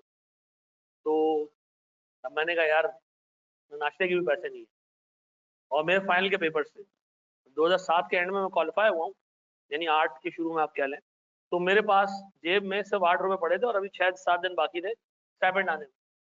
तो सुबह उठा, मैंने कहा मैं क्या करूँ, मैं वाइफ को बताऊं नहीं बताऊं, बाहर जाके उधार लूं किसी से, क्या करूं, समझ नहीं आ रहा था। मैंने कहा नहीं यार, तो जिंदगी में कोई चीज ऐसे नहीं है कि मैं घर वालों से छुपा के करूंगा। मैंने उसको बताया, मैंने कहा पैसे हैं इतने मेरे पास। उससे कहा मैं अब्बू के घर से ले आता हूँ। तुम्हारा दिमाग खराब हो गया? तो फिर एक पठान की इज्जत कहाँ रह जाती है। तो मैंने कहा नहीं, छोड़ दो। मैं गया और बाहर से एक पराठा खरीद के लाया, हम दोनों ने वो खाया, और उस दिन मैंने तय किया कि मैं जिंदगी में एक अपॉर्चुनिटी भी नहीं छोड़ूंगा पैसा कमाने की, ताकि मेरे बच्चे ये दिन ना देखें। और खैर वो दिन तो गुजर गए, फिर किसी तरीके से एक दोस्त से पैसे मिल गए, वो टाइम निकाल लिया, उस दोस्त ने मुझे 1000 रुपए दिए, और मैंने वो दिन निकाल लिए। वो दोस्त आज लग्जमबर्ग में है, और वो कभी पाकिस्तान आता है, मैं यकीन करो उसको मतलब ऐसे लेके घूम रहा होता हूँ जैसे मेरा बाप है, ठीक है, इतनी उसकी इज्जत करता हूँ, क्योंकि उसने उस वक्त में मेरी हेल्प की। और मैं बड़ा खुददार इंसान हूँ, मैं कभी किसी के आगे ना हाथ नहीं फैलाता, कि मैं मांगता नहीं हूँ किसी से, मर रहा हूँ ना मैं नहीं मांगूंगा किसी से, मेरे नेचर में ही नहीं है। तो वो टाइम भी गुजर गया, आज अल्लाह का शुक्र है, ठीक है ना, अच्छा हिसाब है। लेकिन मैं तुम लोगों को बता रहा हूँ कि इंसान एक पॉइंट पे आता है ना, कहता है कि बस अब दीवार आ गई है, इसके आगे मैं नहीं जा सकता। फिर वहां अल्लाह आता है और कहता है अभी मैं हूँ, उम्मीद नहीं छोड़ो, ठीक है ना। तो मैं तुम लोगों को भी बोलूंगा कि यार देखो, ये सब सब एक टोपी ड्रामे, बहाने कि यार मैं नहीं कर सकता क्योंकि मेरे घर के हालात ऐसे हैं वैसे हैं, ठीक है जी, मैं फोकस नहीं कर पाता, अपने आप को धोखा देना, ठीक है ना, अपने आप को धोखा देना। तुम लोग को माशाल्लाह यार, तुम्हारे पेरेंट्स इतने जबरदस्त लोग हैं, तुम लोग की फीसें भर रहे हैं, ठीक है जी, खाने पीने का ख्याल है, उसके बाद भी तुम्हारे नखरे हैं, ठीक है जी, उसके बाद भी तुम लोग पेपर पास नहीं कर रहे हो, घर से जो है वो पता नहीं तुम लोग इतनी सपोर्ट तुम लोग को मिलती है। तुम लोग के पेरेंट्स, बहुत सारे बच्चों के पेरेंट्स यहाँ आते हैं, ज़ईफ हैं बेचारे यार, बारिश हैं, ठीक है ना। एक अब्बा मेरे पास आया कुछ टाइम पहले, कोई साल भर पहले, बड़ा ज़ईफ ज़ईफ इंसान, और मतलब बेपनाह, जिसको जमाने का सताया हुआ ना ऐसा इंसान। तो मेरा एक ही बेटा है, इस पे मैं बड़ी इन्वेस्टमेंट की है, मैं चाहता हूँ ऐसे ये कर जाए। बेटे को मैंने देखा हाथ में कड़े वड़े बांधे हुए, बाल ऐसे बनाए हुए, एक चूड़े सा मुंह है उसका। मैंने उसको कहा यार, बाप तुम्हारा ये, तुम क्या बने हो? सर बस दोस्तों यारों में बैठता हूँ, ठीक है ना, यहाँ वो जो वो है, ये ऐसे ऐसे चलो। मैंने कहा यार तुम मेरे बेटे होते ना, तुम 2 साल की उम्र में तो मैं मार देता, ठीक है। ये चीज तुम्हारे बाप ने पाली है यार, तो तुम जैसी चीज पाली है तुम्हारे बाप ने, कदर करो उसकी यार, अल्लाह के वास्ते। मतलब तुम अपने पेरेंट्स को देखो यार, मतलब आप यकीन करो, मेरी मेरी वालदा ने बड़ा स्ट्रगल किया है, बहुत स्ट्रगल किया मेरी लाइफ। मैं यहाँ तक पहुंचा हूँ ना, मैं अपनी वालदा की खिदमत नहीं कर सका, क्योंकि जब मैं क्वालिफाई हुआ उससे 1 साल पहले मेरी वालदा का इंतकाल हुआ, ठीक है ना। अब्बा तो मेरे बहुत मतलब अर्ली उनका इंतकाल हो गया था, लेकिन अम्मा का इंतकाल हुआ जब 1 साल रह गया था क्वालिफिकेशन, ठीक है ना। तो खुशनसीब होती है वो औलाद जिसके जिसकी पैसे उसके माँ बाप यूज करते हैं, कर पाते हैं, उनकी खुशियां देख पाते हैं। अदरवाइज तो यार सबने ऊपर जाना है, आप क्वालिफाई करो या ना करो, लेकिन एक चीज याद रखना, अपने माँ बाप को अच्छे दिन दिखाओ यार। यहाँ पे टीचर है आकाश, इसके अब्बा का इंतकाल हुआ, उस वक्त से मेरे साथ, आज ये क्वालिफाई हुआ, मुझे खुशी है कि यार एटलीस्ट अपनी वालदा को अच्छे दिन दिखा, ठीक है ना। बनो यार, आगे बढ़ो, अल्लाह का नाम लो, मेहनत करो, जान मारो। कोई चीज ऐसी नहीं है जो आपके स्किल सेट से बियॉन्ड है, ठीक है ना। मतलब आप ये नहीं कि आप नहीं कर सकते हो क्वालिफाई, मेहनत ही नहीं करते हो, हाथ नहीं डालते चीजों में। मैं आज भी, आज सुबह भी मैं 4 बजे उठाऊं, 4 बजे मैं उठाऊं, मैंने बीएफडी के नोट्स तैयार किए, कुछ रिकॉर्डिंग्स की, ठीक है ना, और उसके बाद में कॉलेज आया, ठीक है ना। फिर आपको मैं देखता हूँ यार, जिसको सबसे ज्यादा मेहनत की जरूरत है वो सो रहा है, जिसको कोई जरूरत ही नहीं है वो चार चार, जिसका बाप माशाल्लाह जागीरदार है, उसका बच्चा उठा हुआ सुबह से काम कर रहा है, रात भर काम कर रहा है, और जिसका बाप फ्रूट बेच रहा है वो आराम पर सो रहा है, अफसोस होता है मुझे यार, जिस इंसान को देखो 70 माहों से ज्यादा अल्लाह प्यार करता है। सिर्फ एक बात बोलूंगा फिर मैं दोबारा पढ़ाना शुरू करूंगा। करता है अल्लाह 70 माहों से ज्यादा प्यार करता है। अल्लाह कभी डिसोन करता है इंसान को? करता है अल्लाह डिसोन। अल्लाह डिसोन कर देता है इंसान को। पता है कब? कुरान की आयत है कि जिस कौम को अपनी हालत तब्दील करने का ख्याल नहीं हो ना, हम भी उसकी हालत तब्दील नहीं करते, रहने देते हैं उसको वैसे। ये कुरान की आयत है। आप सोचो, अल्लाह आपको कह रहा है कि भाई जब तुम खुद अपना ख्याल नहीं रखोगे ना, हमारी तरफ से भी फारिग हो, भागो यहां से। हम चाह रहे हैं अल्लाह आप तौफीक दे दे, मैं तो हिलूंगा ही नहीं, तू ही कुछ कर दे अल्लाह, तू ही हिला ले मुझे। इस तरह नहीं होगा यार। चले जी, बड़े हम आगे दोस्त। छठा सवाल, ये करना कॉपी। अब बताओ लाइफ चेंज होगी, डेप्शन कब से चेंज करोगे? आगे से चेंज करें, आगे का मतलब है अगले सालों से, ठीक है जी। अच्छा जी, क्वेश्चन नंबर 6 पे आ जाओ। ये भी बच्चों ने कहा करा दें सर, क्वेश्चन नंबर 6 इतना खतरनाक था, हमारे हाथ पांव टेढ़े हो गए, हम नहीं कर पाए।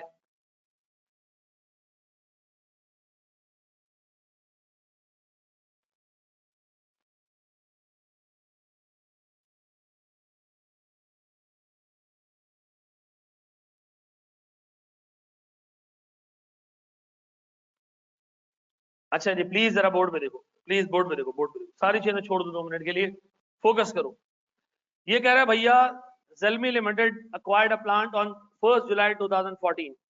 ऐसा साल के बीच में खरीदा गया है, साल के शुरू में नहीं खरीदा है इस एसेट। 1 जुलाई 2014 को खरीदा गया, इसका मतलब है 2014 के सेंटर में खरीदा गया। आधा साल गुजरने के बाद खर्चा क्या हुआ प्लांट पे? 6,12,000 यहां तक लाने के, फिर इंस्टॉलेशन के भी पैसे लगे कितने? 60,000। आपने अक्सर सुना होगा ना, एक आम की पेटी एक बंदा खरीदता है मार्केट से 100 रुपए में, रक्षे में डालता है, घर तक ले आता है, 10 रुपए रक्षे वाले को देता है, वो पूछता है आम कितने के लाए, तो क्या कहते हैं हम? 110 के। तो वो सारे खर्चे जो एसेट को एक पर्टिकुलर लोकेशन तक लाने के लिए जरूरी है, वो सारे के सारे खर्चे आपने एसेट के अंदर ही डाल देने। ठीक है जी। अब बताओ ये एसेट तुम्हें कितने का पड़ा है टोटल? सर ये मुझे पड़ा है 672,000 का। कितने का? तो मैं अगर आपसे कहूं प्यारे भाई इसकी कॉस्ट कितनी है? 672, छोटा करो थोड़ा,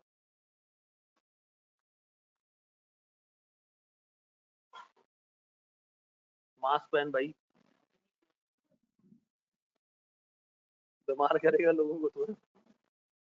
अच्छा जी, तो तुम्हें लगी हुई है ना, जिस पे तू छींक रहा है उस पे तो नहीं लगी है ना वैसे। अच्छा जी, अब मुझे एक बात बताओ सर, मेरे पास 6,72,000 रुपए का एसेट है, इसकी कॉस्ट 672,000 है, फिर वो कह रहा है इसकी लाइफ 10 साल है, ठीक है जी, और residual value at the end of it useful life would be 52,000। ठीक है जी। अब बताएं सर मेरे पास एसेट की कॉस्ट कितनी है? 672,000, नहीं माइनस 652 नहीं कर रहे हैं। फिर वो कह रहा है भैया इसकी लाइफ 10 साल है, 52,000 पे बिकेगा। On 31 December 2016 the company assessed the asset for impairment review, following amounts emerged after detailed calculation। सबसे पहले एक बात बताओ, इसमें ये लिखा है कहीं कि डेप्रिसिएशन स्ट्रेट लाइन पे बुक करना है? नहीं लिखा। आप आसानी के लिए हमेशा ये अज्यूम करोगे अनलेस के एग्जामिनर आपको कहें कि डेप्रिसिएशन किस पे बुक करना है। अब बताओ मेरे प्यारे बच्चों, मैं सालाना डेप्रिसिएशन निकालूं, कैसे निकालूं? सर 6,72,000 रुपए का एसेट है, एंड पे कितने का बच जाएगा? 52,000 का। तो बाकी अमाउंट डेप्रिशिएट करनी है आपने। अगर आपको पता है कि एंड में 52 का बचेगा तो उसको मुकम्मल डेप्रिशिएट तो नहीं करना है ना। डेप्रिशिएट किस पार्ट को करना है?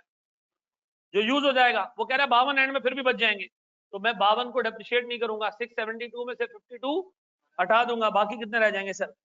उसको डेप्रिशिएट करूंगा, 10 साल से डिवाइड करूंगा, बताओ क्या आ रहे जी? नहीं नहीं वो करते पहले बताओ एनुअल डेप्रिशिएशन कितना है? 60। आप बताओ मेरे प्यारे बच्चों, पहले साल का डेप्रिसिएशन तो आधा आएगा, क्योंकि आपने एसेट 1 जुलाई 2014 को खरीदा है। तो बताओ फर्स्ट ईयर का डेप्रिसिएशन कितना होगा? आधा साल, आधा साल, आधा कितना? 62 का हाफ कितना? 30। फिर मेरे बच्चों मुझे एक बात बताओ, दोबारा रिपीट करता हूँ, 672 समझ आ गया। एसेट हमने खरीदा 672 का। अच्छा, इस एसेट को जब हम इस्तेमाल करेंगे ये एंड पे मुकम्मल खत्म नहीं होगा, कितना रह जाएगा इसमें? इसका मतलब 52 का एसेट एंड में बचा होगा, उसको डेप्रिशिएट नहीं करना है। तो 672 में से एंड में अगर 52 बच जाएंगे, बाकी सारा खत्म हो जाएगा। 10 सालों पे अगर हम उसको खत्म करें तो सालाना डेप्रिशिएशन कितना आता है? एक साल में एसेट 62,000 खत्म होगा। खरीदा कितने का है? 672। पहले साल कितना खत्म होना चाहिए? 62, फिर 62, फिर 62, फिर 62। 10 सालों में 620 खत्म हो जाएगा, बाकी रह जाएगा कितना? हम यही चाहते हैं। डन। तो बताओ हर साल का डेप्रिशिएशन कितना होना चाहिए? 62। डन। अब बताओ पहले साल क्या तुमने इसको पूरा साल इस्तेमाल किया? नहीं सर। क्यों? मैंने इसको 1 जुलाई को खरीदा है एंड मैंने इसको साल के एंड तक इस्तेमाल किया, तो हाफ ईयर इस्तेमाल हुआ है। तो बताओ 31 दिसंबर 2014 तक कितना? 31,000 रुपए डेप्रिशिएट हो गया। 31 कैसे आया? 62 का हाफ, ऐसा। अब बताओ मेरे प्यारे बच्चों, ये एसेट इम्पेयर्ड कब हुआ? 2016 के एंड पे। तो इसका मतलब ये है कि आपने एक और दफा इसको डेप्रिशिएट करना है। कितना? 31 दिसंबर 2000। अब बताओ सेकंड ईयर कितना इस्तेमाल हुआ? 6 महीने या पूरा साल? पूरा साल। तो मैं कितना डेप्रिशिएट करूं? फिर एक और दफा ये पूरा साल इस्तेमाल हुआ, कितना? अब बताओ ये एसेट कितने साल से चल रहा है? 2.5 साल से। कितने? 2.5 साल से। पहले साल आधा साल, आधा साल, फिर 1 साल, फिर 1 साल। आओ सर जरा इसको टाइम लाइन पे बताते हैं जब हम छोटे होते थे। तो 1 जुलाई 2014 से 31 दिसंबर 2016 कितने साल हो गए? बताओ कितने साल हो गए? सर कैसे 2.5 साल? बताओ हम पहुंचे पहले 31 दिसंबर 2014 तक, कितने महीने गुजर गए? Half year. फिर एक और दफा 31 दिसंबर 2015, कितना? पूरा 1 साल। और फिर पूरा 1 साल, और कितने साल गुजर गए? 2.5 साल। ऐसा क्लियर हुआ है मेरे बच्चों? अब बताओ 2.5 सालों में एसेट डेप्रिशिएट कितना हुआ होगा? सर 62, 62 और हाफ, यानी अब बताओ एसेट की कैरिंग अमाउंट कितनी रह गई? 5,17,000। सर अब हमने इसको कंपेयर करना है किससे? Carrying amount. इस कैरिंग अमाउंट को हमने कंपेयर करना है वैल्यू न्यूज और fair value less cost to sell से। तो मुझे बताओ वैल्यू न्यूज कितना है मेरे पास? 4 लाख। फिर fair value less cost to sell कितना है? 370। अब बताओ इन दोनों में से हायर कौन सी वैल्यू है? हायर वैल्यू कौन सी है? 4 लाख। तो बताओ मेरे पास एसेट कितना इम्पेयर्ड है? 1,17,000। ऐसा। अब बताओ 1,17,000 की इम्पेयरमेंट बुक कर लोगे? शुरू के 3 सालों की डेप्रिसिएशन बुक कर लोगे? पहले साल आधी डेप्रिसिएशन, दूसरे साल पूरी, तीसरे साल पूरी, ऐसा पक्का? या वो भी एंट्री बना दो किसके अंदर? नहीं नहीं, वो वैल्यू न्यूज में शामिल है, ये हमारी असम्पशन है, क्योंकि वैल्यू न्यूज निकालते हुए हम रेजुल वैल्यू को इंक्लूड करके निकालते हैं। चलो जी, कितने लोगों ने ये खुद कर लिया था? वेरी गुड यार। सोल्यूशन इसका मिला हुआ था? मिला हुआ था, बाद में मिला। अच्छा बताओ मैं एंट्रीज पास करूं तो बताओ मैंने पहले दिन जो एसेट खरीदा होगा 1 जुलाई 2014 को, क्या एंट्रीज पास की होंगी मैंने? कितने से? 672। और अब बताओ मैंने पहला डेप्रिसिएशन कब बुक किया होगा? चलो मैंने सर 31, फिर क्या एंट्री पास की होगी मैंने? डेप्रिसिएशन एक्सपेंस डेबिट कितने से? 31,000। और अक्यूमुलेटेड डेप्रिसिएशन, या आप पीपी को क्रेडिट कर दो, कितने से? 30।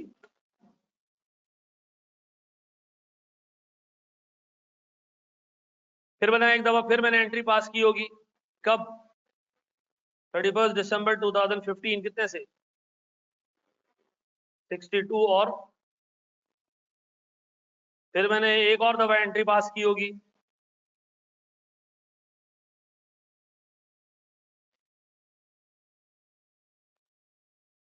क्या चीज? नहीं नहीं, एंट्रीज बना दे, कैलकुलेशन दिखाना जरूरी नहीं है, लेकिन कैलकुलेशन के बगैर यहां तक पहुंच नहीं सकते ना। अब बनाए सर उसके बाद। बिल्कुल सही सर। 31 दिसंबर 2016 पे इम्पेयरमेंट लॉस डेबिट कितने से? 1,17,000। इम्पेयरमेंट का अलग से क्वेश्चन आता है, बिल्कुल अलग से भी आता है, मिला के भी आता है, लास्ट टाइम अलग से आया था, पीपी के साथ मिला के आता है। पहले एसेट खरीदने की अकाउंटिंग करवाता है, फिर वो। चले जी, बढ़े हम आगे दोस्त, बढ़ जाएं पक्का। और किसी सवाल में कोई इशू? थोड़ा सा ऊपर कर दें भाई,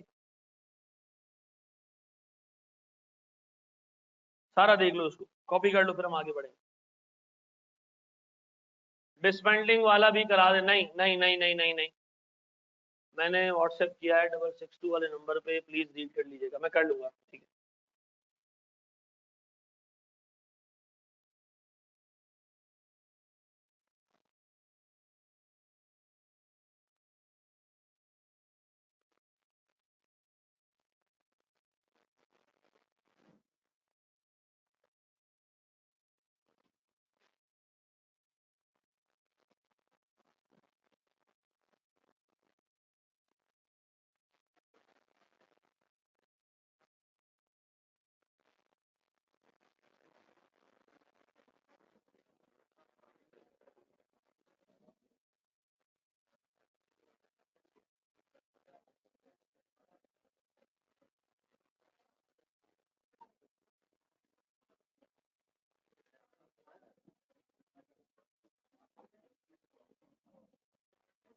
चलो जी, बढ़े हम आगे दोस्त। क्या हम आगे बढ़ जाएं?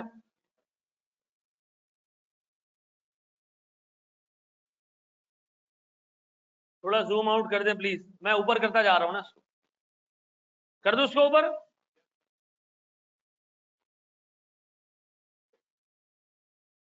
आज मैं आपको 2 सवाल होमवर्क के तौर पे देके जाऊंगा, ठीक है जी। अच्छा, जैसे जैसे स्टैंडर्ड खत्म होता जाएगा, इसकी प्रैक्टिस क्लासेस में लगा दूंगा, और इसकी समरी मैं आपको दे दूंगा, समरी लेक्चर्स भी हमारे पास, ताकि आप जब रिवीजन करने बैठे बाद में तो आपको इतनी डिटेल चीजें ना देखनी पड़े। वो समरी लेक्चर हार्डली 1.5 घंटे के हैं, जिसमें पूरा IAS 36 रिवाइज हो जाएगा, ठीक है जी। बड़े हम आगे, ये अभी दे दूं आपको, हैं? अभी दे दूं?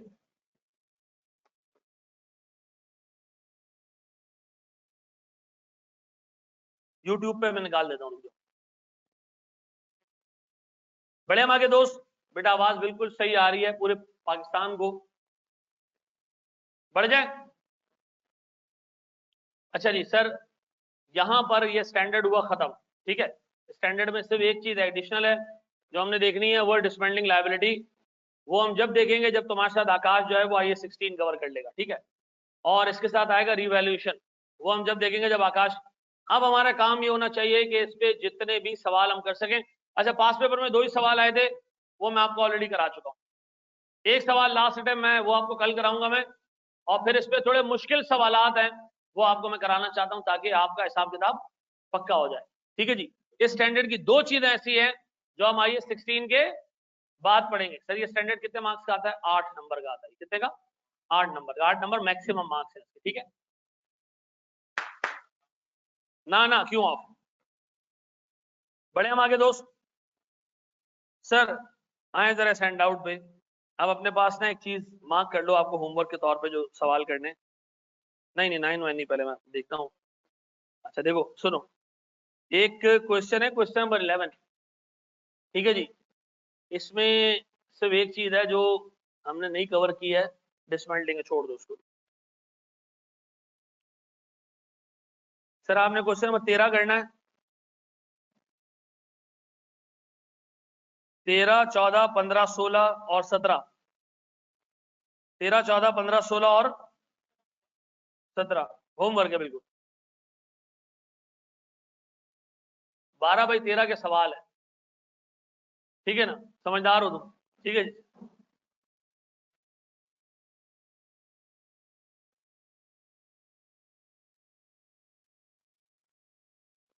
अच्छा जी, सुनना प्लीज।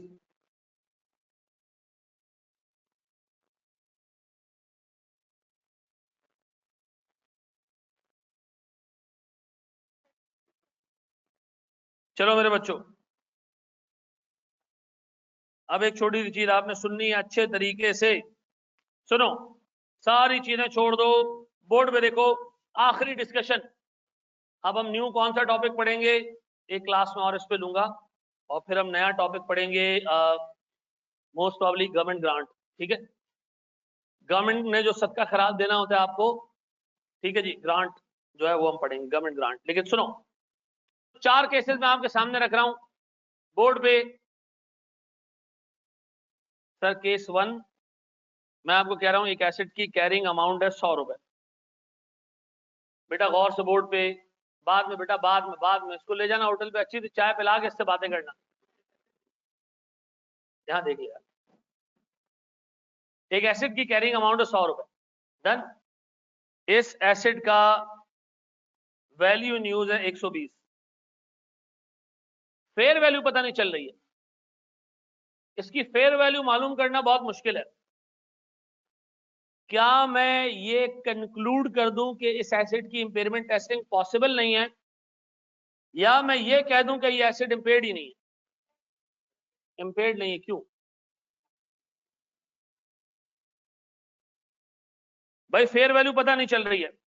हाँ भाई, क्या कंसिडर करूं? क्या ये एसेट इंपेयर्ड है, या ये एसेट सॉरी, क्या ये एसेट इंपेयर्ड नहीं है, या ये कंक्लूड करूं कि इंपेयरमेंट टेस्टिंग पॉसिबल नहीं है? अच्छा सुनो सुनो सुनो सुनो, 2 मिनट सुनो।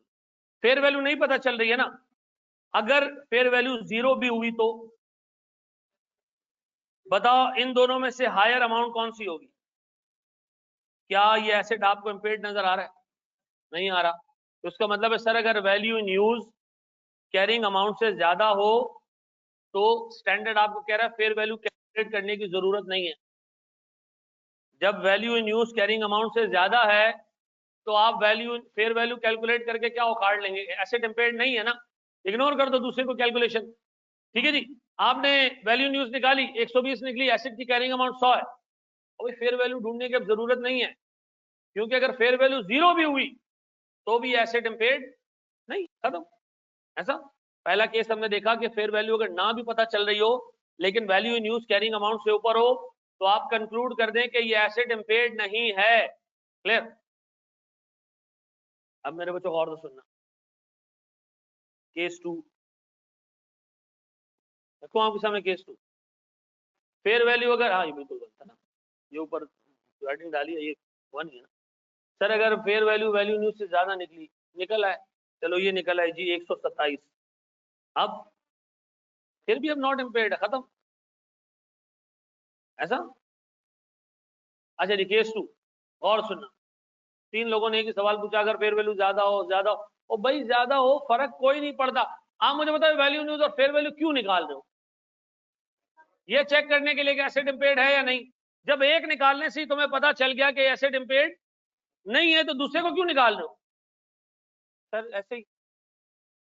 अब बताओ फिर, कैरिंग अमाउंट 100, आपको फेयर वैल्यू जल्दी से पता लग गई, fair value less cost to sell, ये निकली 120। आपने कहा वैल्यू न्यूज कौन निकालेगा, इतनी लंबी चौड़ी कैलकुलेशन कौन करेगा? मेरे हिसाब से तो ये एसेट इंपेयर्ड नहीं है। क्या मैं सही कह रहा हूं? हाँ सर बिल्कुल सही कह रहे हैं। जब एक चीज आपने निकाल ली है वो कैरिंग अमाउंट से ज्यादा है तो दूसरी की कैलकुलेशन करने की जरूरत नहीं है। ये बात भेजे में बैठती है। चलिए सर कॉपी करें, 3 और 4 थोड़े खतरनाक केसेस है।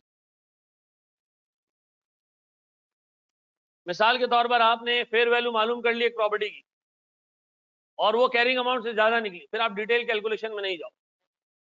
किसकी? पहले वाले केस की। बाज औकात फेयर वैल्यू पता ही नहीं चलती चीजों की। आप एक ब्रोकर के पास जाते हो, कहते बिल्डिंग कितने की हो, कहता है जी 2 करोड़ की। दूसरे के पास गया, उसने कहा 2.5 करोड़ की। तीसरे के पास गया, उसने कहा 4 करोड़ की। आपने कहा मैं किसकी बात मानूं, इतनी ज्यादा वेरिएशन है फेयर वैल्यू में। तो सर पे स्टैंडर्ड कहता है इसकी फेयर वैल्यू रिलायबल नहीं है, आप इग्नोर कर दो। ठीक है ना? जब एक चीज की फेयर वैल्यू सिग्निफिकेंटली डिविएट करे मुख्तलिफ सोर्सेज से तो फिर हम कंक्लूड कर देते हैं कि इसकी फेयर वैल्यू, एवरेज निकालते हैं कब? जब बाकी वैल्यूज बड़ी करीब करीब आ रही हो। आप कभी आए लियारी प्रॉपर्टी लेने के लिए, हालात अच्छे होंगे महंगी मिलेगी, हालात बुरे होंगे वो कहेंगे जी 3 लाख रुपए का मकान है, रॉकेट लॉन्चर फ्री है। ठीक है, आ जाओ फिर आप, हैं? बड़े हम आगे दोस्त। एवरेज लेते हैं बेटा जब वैल्यूज करीब करीब होती हैं, वैल्यूज बहुत ज्यादा सिग्निफिकेंटली डिविएट कर रही होती है, हम एवरेज भी नहीं लेते, कंक्लूड कर देते हैं। अगर देखो गेन रिकॉर्ड ही नहीं होता बेटा यहाँ। अच्छा मुझे एक बात बताया, वैल्यू न्यूज ज्यादा है तो हम 20 रुपए का गेन बुक करेंगे? नहीं भाई, हम गेन वैन बुक नहीं करते, हमने सिर्फ ये चेक करना है कि ये एसेट बीमार है या नहीं है, बस। केस 2 दोबारा बता दें भाई, हमारे पास एक एसेट है गाड़ी, हमने सोचा ये इम्पेयर्ड है, हमने दोस्त से पूछा कि यार ये गाड़ी कितने की खरीदोगे, उसने कहा 120 की, हमने वही इंपेयरमेंट एनालिसिस बंद कर दिया। क्यों? हमने कहा अभी भी कैरिंग अमाउंट से ज्यादा ही मिल रहे हैं ना मार्केट में, तो वैल्यू न्यूज कैलकुलेट करने की जरूरत है ही नहीं, छोड़ दो। अब जरा तीसरा और चौथा केस थोड़ा भारी है, और जिस तरीके से माशाल्लाह तुम लोग ने पहले 2 केसेस में ऑनलाइन वालों ने सवाल पूछे, तो तीसरे केस में तो पता नहीं क्या होने वाला है। ठीक है जी, आपने कभी रॉकेट लॉन्चर देखा है?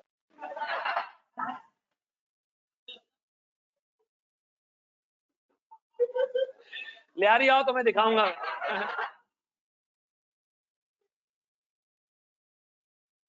फजूल बात यार। हाँ जी,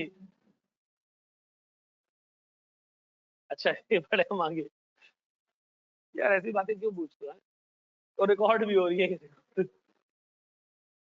अच्छा जी, तीसरा पॉइंट सर, गौर से सुनना। मुझे एक बात बताओ, एसेट की आमतौर पे वैल्यू न्यूज ज्यादा होती है, फेयर वैल्यू ज्यादा होती है?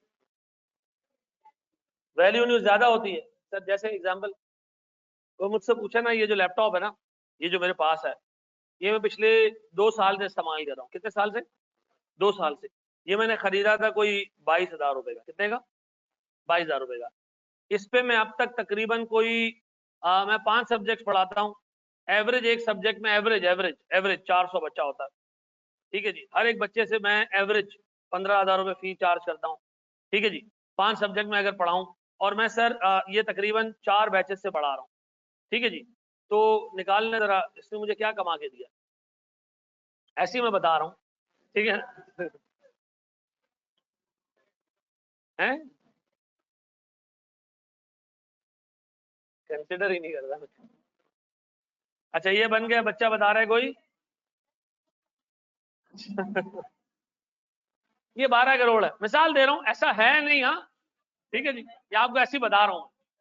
अब एक बात बताओ, नहीं नहीं यहाँ देख लो, अब मुझे एक बात बताओ, ये बनते हैं कोई 12 करोड़ रुपए, किसी एक फर्जी टीचर की बात कर रहा हूँ मैं। फीस तो 18,000 है बेटा, कुछ ज्यादा कुछ देते हैं, कुछ कम देते हैं। एक आंटी है यहाँ पे AFC के बारे में पूछने के लिए, तो हमने कहा भाई फीस 63,000। उसने कहा, बच्चा उसका A लेवल्स में पढ़ रहा था, उसने कहा दिस इज टू मच। हमने कहा बाजी A लेवल्स के, उसने कहा this is too much for a monthly fee. हमने कहा नहीं नहीं नहीं, पूरा फीस 63, मंथली मंथली नहीं। उसने कहा मतलब आप 6 महीने के 63 ले रहे हैं, this is too less.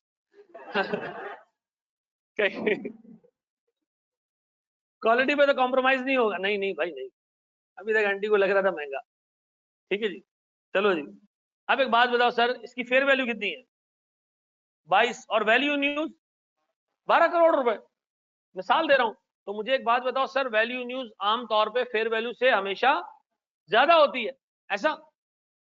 Call the income tax officer. Tariq साहब को फोन मिलाओ भाई, इनकम टैक्स ऑफिसर यही है यार। एक बंदा आया नीचे, वो बोर्ड बोर्ड देखा, कहता आप कॉलेज चला रहे हैं, आपके पास लाइसेंस है? ठीक है, ट्रेडिंग लाइसेंस है आपके पास? हमने कहा नहीं। उसने कहा फिर तो आपको बंद करना पड़ेगा। हमने कहा अच्छा, आओ जरा ऊपर। फिर तारिक साहब से हमने मिलवा दिया, फिर उसका मुंह बंद हो गया। ठीक है ना, एक आया था 50,000 रुपए की डिमांड लेके, कहता नहीं 50,000 लेके जाऊंगा, लेके जाऊंगा।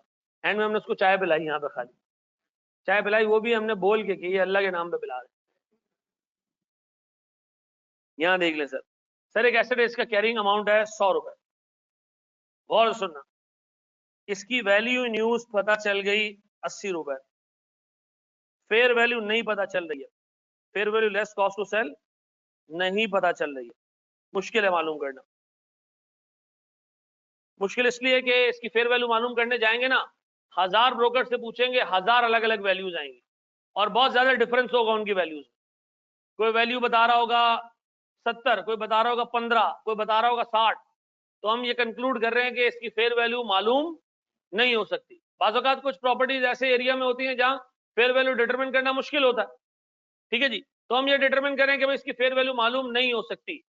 अब बताओ आम हालात में फेयर वैल्यू वैल्यू न्यूज से क्या होगी, कम ही होगी। तो सर अगर fair value less cost to sell से 70 होती तो भी वैल्यू न्यूज कितना बनता, 80, ऐसा, और एसेट इंपेयर्ड होता कितने से। अगर fair value less cost to sell पता नहीं चल पा रही है तो मुझे पता है आम हालात में वैल्यू न्यूज फेयर वैल्यू से ज्यादा ही होगी, और इन दोनों में से जो ज्यादा होता है वो क्या बन जाता है, वो रिकवरेबल अमाउंट बन जाता है। क्या मैं ये कह सकता हूं कि अगर मुझे वैल्यू न्यूज पता है और fair value less cost to sell पता नहीं चल रही तो मैं इसी को रिकवरेबल अमाउंट मान के एसेट को 20 रुपए से इंपेयर कर दूं, ऐसा क्यों। आम हालात में फेयर वैल्यू ज्यादा नहीं निकलेगी, ये नहीं होगा कि फेयर वैल्यू 90 निकला है, बहुत कम चांसेस है इसके। सर निकल तो सकता है ना बेटा, अकाउंटिंग जो है वो कभी भी इस तरह नहीं चलती कि 1% चांस है एक चीज का और हम उसको कह देंगे जी एसेट इंपेयर्ड नहीं है, नहीं। आम हालात में कौन सी फिगर ज्यादा होती है। अच्छा मुझे एक बात बताओ sir, fair value less cost to sell कितना निकल सकता है, 60 हो सकता है, 50 हो सकता है, 70 हो सकता है, 75 हो सकता है, लेकिन स्टैंडर्ड कहता है ये 81 हो, इसके चांसेस बहुत कम है। तो सर जब हमें पता ही है कि fair value less cost to sell कम है, निकलेगी भी तो कम ही निकलेगी, तो मैं वैल्यू इन यूज को ही मान लूं रिकवरेबल अमाउंट और ये कंक्लूड कर दूं कि ये एसेट 20 रुपए से इंपेयर्ड है, हैं? मुझे बताओ कब कब हम वैल्यू न्यूज को रिकवरेबल अमाउंट मान लेते हैं। तो जब fair value less cost to sell नहीं पता चल रही ना, स्टैंडर्ड कहता है वैल्यू न्यूज को ही क्या मान लो, रिकवरेबल अमाउंट मान लो, कोई टेंशन नहीं, क्योंकि आम हालात में वैल्यू न्यूज हमेशा ज्यादा होगी, ठीक है जी, बहुत कम चांसेस है कि फेयर वैल्यू ज्यादा निकले, ऐसा, ये नोट कर लो शाबाश। होता है बाज़ औक़ात अबेंडेंड एसेट्स, जो अबेंडेंड एसेट्स होता है ना जिससे हमको जिसको हमने चलाना ही नहीं होता, प्लान कर लेते हैं कि हमने बंद रखना है, आम हालात में बहुत कम चांसेस।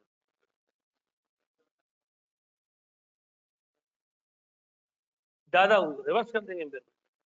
हाँ अच्छा भाई सॉरी, ये चैप्टर खत्म नहीं हुआ, इस बच्चे के सवाल से मुझे एक चीज पता चली कि आई कैप ने ये भी कहा है कि हमारी किताब में रिवर्सल ऑफ एम्पेयरमेंट नहीं है, लेकिन हम एग्जाम में पूछेंगे। तो हमारा अभी पूरा 2 क्लासों का मटेरियल और निकला है किस चीज का, रिवर्सल ऑफ एम्पेयरमेंट का। थैंक यू भाई, ठीक है जी, 2 दिन और चलेगा स्टैंडर्ड। लास्ट टाइम तक हम यहाँ रोक देते थे कि स्टैंडर्ड क्या हो गया, खत्म हो गया, ठीक है जी। बड़े हम दोस्त आ गए सर, केस 3 और केस 1 सेम है, केस 3 और केस 1 सेम है, हाँ सेम है, कोई टेंशन नहीं। एक में एसिड इंपेयर्ड है, दूसरे में इंपेयर्ड कोई मसला नहीं, ठीक है जी, बिल्कुल सही कह रहे हो नमान। बड़े हम आगे, फेयर वैल्यू ज्यादा हो जाए तो बहुत कम चांसेस हैं, बहुत कम चांसेस हैं कि फेयर वैल्यू ज्यादा निकले जी। है टाइम हो गया, कलमा पढ़ के मर जाओ, क्या टाइम हो गया, चौथा केस देख लेते, ठीक है, देख केस तो रह गया है, क्या टेंशन नहीं है। हाँ हाँ मैं सुबह से ले रहा हूँ क्लास, ठीक है जी। बड़े हम आगे दोस्त, इसके बाद तो सीए फाइनल भी है रात में, बड़े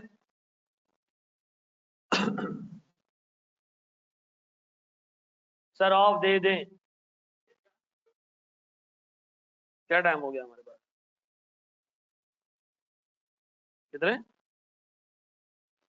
57, आखिरी केस देख लें फिर अगली क्लास में शुरू से पढ़ना पड़ जाएगा ये, हैं कॉस्टिंग में पढ़ा दूं।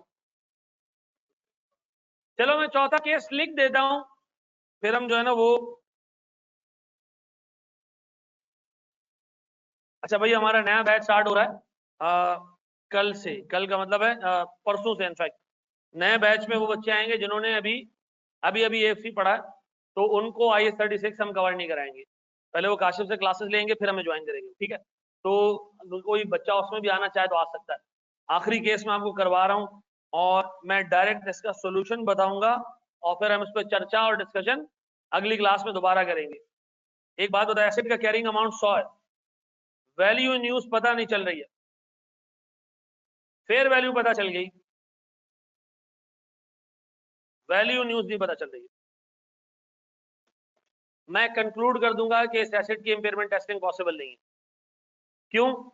क्योंकि हमें पता है कि वैल्यू न्यूज ज्यादा होगी। ठीक है जी, आमतौर पे वैल्यू न्यूज क्या होती है, ज्यादा होती है, तो हम बिला वजह एसेट को इंपेयर नहीं करेंगे। हम ये कंक्लूड कर देंगे कि इस केस में इंपेयरमेंट कैलकुलेट नहीं हो सकती, ऑल्टरनेटिव अप्रोच यूज करनी पड़ेगी। ठीक है जी, दूसरी अप्रोच यूज करनी पड़ेगी जी। वैल्यू न्यूज नहीं पता चलेगी। अब सुनो, दो सिचुएशन है जहां वैल्यू न्यूज नहीं पता चलती। एक तो हम खुद डिटरमिन नहीं होते कि हमने इस एसेट को इस्तेमाल कैसे करना है, कौन सी प्रोडक्ट इससे बनानी है, प्लान ही नहीं होता। दूसरा मसला आता है कि जब आप एक ऐसे एसेट की इंपेयरमेंट टेस्टिंग करने जाते हो जो इंडिविजुअली कैश जनरेट ही नहीं करता, जैसे चिलर है, जैसे कैमरा है, क्या इसकी फेयर वैल्यू डिटरमिन कर सकते हो? तो सॉरी, क्या इसकी वैल्यू न्यूज डिटरमिन कर सकते हो? नहीं, क्योंकि ये अकेले कैश जनरेट नहीं करता। इसके साथ और क्या चाहिए आपको? कुर्सियां चाहिए, टेबल चाहिए, ये सब चीजें चाहिए। तो इसका मतलब है इसकी इंडिविजुअल इंपेयरमेंट टेस्टिंग नहीं हो सकती, क्योंकि इसकी इंडिविजुअल वैल्यू न्यूज नहीं निकलेगी। फिर हम ऑल्टरनेटिव तरीका यूज करते हैं कि सारों का जो है वो मिला के इंपेयरमेंट निकाल। एक एसेट है जिसकी फेयर वैल्यू 80 है, फेयर वैल्यू न्यूज पता ही नहीं चल रही है, लेकिन हमें पता है वैल्यू न्यूज ज्यादा ही होगी, तो मैं एसेट को 20 रुपए इंपेयर नहीं करूंगा, गलत हो जाएगा। ठीक है ना? वैल्यू न्यूज क्यों पता नहीं चल रही है? क्योंकि कैश फ्लो डिटरमिन नहीं हो सकते हैं ऐसे। अबेंडेंट है तो फिर तो कहानी खत्म, फिर तो वैल्यू न्यूज जीरो हो जाएगी ना। फिर हम ये नहीं कह सकेंगे मालूम नहीं हो सकती, हम ये कहेंगे जीरो है। ठीक है,